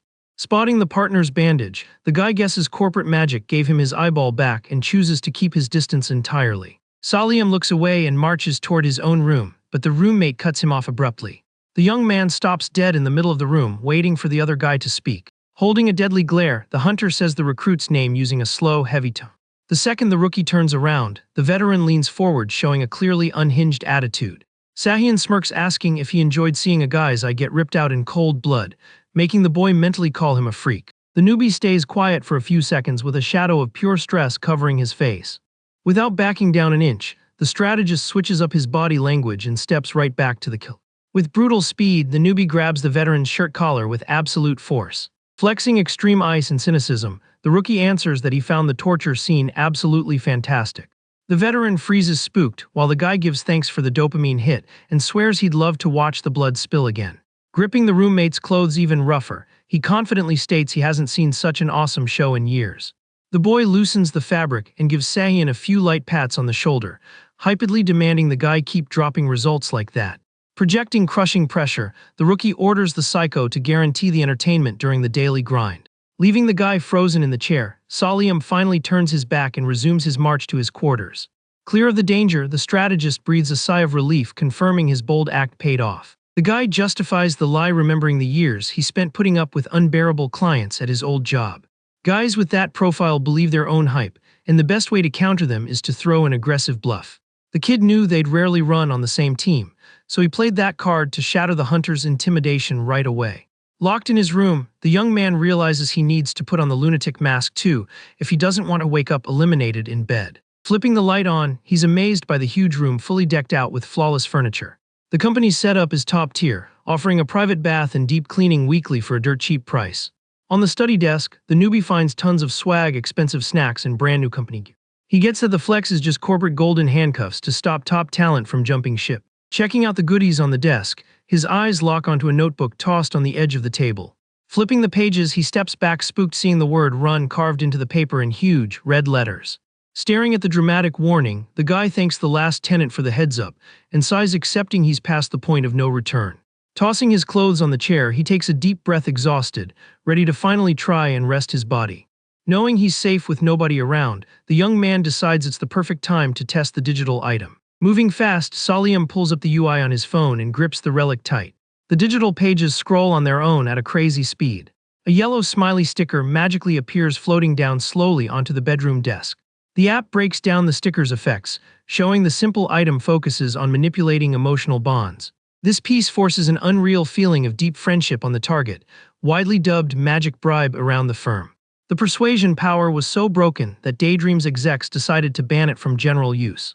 A long debate among the bosses ruled the tool made missions way too easy, slapping a block on it for higher ranks. Thus, the current rule only lets entry-level staff or equivalents use the sticker. Reviewing the rules, the hero is amazed to learn he'll score brand new gear every time he levels up. The rookie swipes through the app thinking it'll come in handy, but drops into the chair, stressed out for getting dragged into that world. Meanwhile, the late night rolls by peacefully while the potted plant decorates the room's gloom. Sitting on the edge of the mattress, the guy remembers the scary daily grind kicks off next week. Trying to sleep, Salyam hits the pillow, grumbling about the insane amount of madness he witnessed in 24 hours. The rookie's tired brain races with the cruel details of the train, pulling groans of deep exhaustion from the kid. The weekend break vanishes, and soon the Daydream skyscraper stands tall under the sunny sky. Inside the complex, Yongyun notices her partner's wrecked look and asks if the guy is dealing with some health issue. Looking at the girl with huge bags under his eyes, the young man hears his friend ask if he didn't catch any sleep. Trying hard to mask the trauma, the guy admits he got haunted by heavy nightmares on his days off. The elevator car goes up smoothly while the girl mentions she'll get off on floor 10. Management spreads the field squads out by assigning teams between floors 10 and 15 of the base. Saying bye to the girl, Salim spots the huge sign pointing to his final stop on floor 13. The guy walks down the silent hall, thinking even the floor number sounds like a terrible joke from fate. Staring at the glowing numbers, he confirms he found the right room for his new corporate squad. Unlocking the door smoothly, the young man introduces himself, formally announcing he'll start his duties today. Right away, Coordinator Park Min-sung jumps up full of energy to welcome the team's new backup. Leaning on the cubicle, Assistant Yoon Hage mutters cruelly that the department is famous for putting all its rookies in the ground. Hearing the sadistic comment, the strategist freezes, taking in the lethal nature of his new workspace. The light hits the glass front, while the newbie asks if there's still a window to tear up his contract there. Breaking the ice, the boss picks up the chat congratulating the kid for surviving the Abyss transport. The young man takes the compliment, but thinks it's totally sick to casually chat about mass casualties in the office. Suggesting they do things by the book, the blue-haired woman introduces herself officially as the team's assistant manager.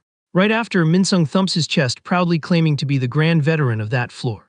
Returning the gesture, Salim drops his name and the supervisor tells him to chill, promising the kid will rank up fast. Sizing the recruit up, Yoon Hage warns that quitting now wouldn't be a shame, since there are plenty of chill jobs out there. The girl complains regular 9-to-5s always carry the tiny risk of bumping into a ghost in the bathroom. The boss shoots back, mentioning the manager scored the highest grade on the corporate eval exam. Min-sung pulls up a chair and notes the team's supreme leader is out handling a field op. Suddenly, a retro radio on the desk turns on by itself and starts reporting the city's traffic conditions. The robotic voice lists the weather forecast for Seoul, promising a sunny, chill day for the capital. However, the radio gets hit with brutal static that broadcasts a recording of hysterical drivers screaming in the middle of the road. The young man locks onto the object, shocked to realize that kind of weather report makes zero logical sense. Staring at the weird machine, the genius figures out instantly the device is an actual haunted phenomenon. The senior turns the knob, silencing the box, and asks, laughing, if the newbie noticed a glitch in the programming. Praising the guy's awareness, Min-sung says the rookie picked up the object's cursed vibe super fast.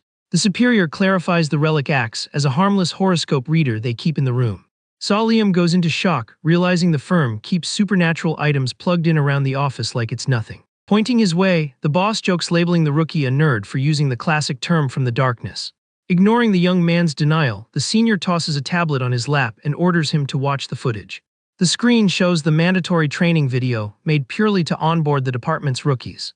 Two cute characters pop up on screen, tossing an upbeat hello to the workers full of energy and dreams.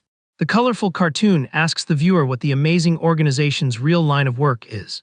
The answer pops with fireworks, swearing the focus is cooking up extraordinary cures for the world. The creepy commercial promises the lab can brew whatever substance people need.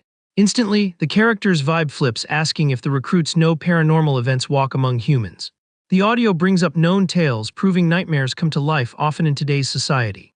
The animation spills that the corp's core goal is to lock down these freaks and drain crucial ingredients from them. Using these insane materials, the factory manages to mix the famous elixirs that make people's dreams come true. To harvest this dangerous stuff, HQ relies heavily on the brave hustle of the agents hitting the Watching the training, the young man gets dizzy from the drastic energy shift of the base's commercial. The display shows the avatars fighting with weapons to pull the needed material from the grotesque entities. The pitch makes it clear that gathering the lethal loot is the squad members' one and true job. Scanning the device calmly, the strategist guesses the cute skin is just a cover for a criminal mob. He figures Daydream is a brutal cartel pushing supernatural drugs to the rich. The video doesn't hide that the base for the flawless meds comes entirely from the caged legends. The training flexes that the heavy hitters buying this product are political leaders and high society elites. Wrapping up the corporate lesson, the machine tells the recruits to grab their extractors and face the abyss. The mascots sign off, tossing the dark fate of the place squarely onto the field team's shoulders. With the class over, Park Min-sung asks with a smile if the young man caught the core vibe of that training video. Trying to sound pro, the young man nods directly, confirming there's no way to forget the presentation. The veteran warns that the slang the old-timers use for the monsters is simply the word darkness. To keep the recruit from sounding like an urban myth fanboy, the senior recommends sticking to this standard lingo on runs. Burnt out by the boss's smiley act, the guy just complains mentally about the setup while the other stands up. The boss pushes the boy to take on his first field task, since reading the handbook is done. Annoyed by the forced rush, the newbie asks if he's really getting thrown into the abyss on his very first day. Playing it cool, the superior promises the day shift just needs a simple scouting run with zero danger. Right then, Yoonhage walks up silently and places a special needle in the guy's shaking hand. The relic turns out to be the official extraction tool, built to hold the dark energy pulled from the targets. The manager warns the rookie to handle the tool with care and orders him to put his mask on to get the process rolling. Holding the horn piece, the boy hears the boss give the order to gear up. Checking out the guy's features, Minsung notes intrigued that the mask's design kinda looks like a baby deer. The MC gets lost on the weird comparison and tries to decode in his head what the point of being tied to a deer is. Joking around, the big guy claims wild bloodlines pack way more stamina than normal breeds. With the gear on, Saliam holds a monitor while the leader tells him to read the digital post on the screen. The page details a 20 million bounty for anyone willing to hide from an evil spirit in a convenience store.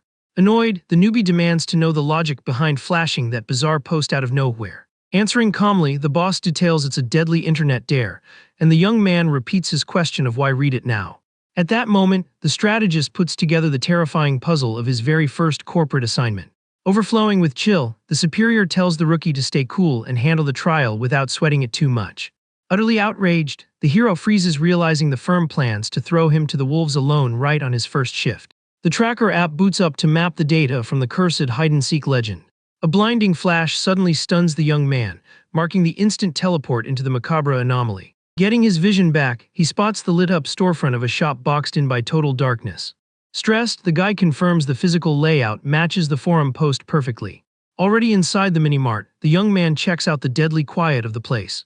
The clock hits midnight sharp, and he tries to find comfort thinking there will be plenty of food in stock. Leaning on the shelf, the strategist gets that this kind of trial messes more with the human psyche. His gut says he just has to grab a drink and spend the next 3 days quiet in a hiding spot. However, the recruit loses his breath in pure terror, spotting a horribly twisted detail in the room. A dark, pale head stares right at the intruder through the glass door of the cooler. The tablet's instructions show that dodging a homicidal ghost is the golden rule of this stop. Moving fast, a weird translucent arm reaches out trying to snatch the boy's head in the shop's gloom. The penalty set by the anomaly ensures getting caught in the entity's claws triggers a swift and devastating punishment. The hero bolts terrified through the aisles, trying to shake the fatal entity relentlessly chasing him. If the monster gets him, that nightmare's timer resets and the whole hunt starts over from square one. With his failure to escape the creature's grasp, the clock's numbers go back to striking exactly midnight, trapping the boy in an endless dark loop.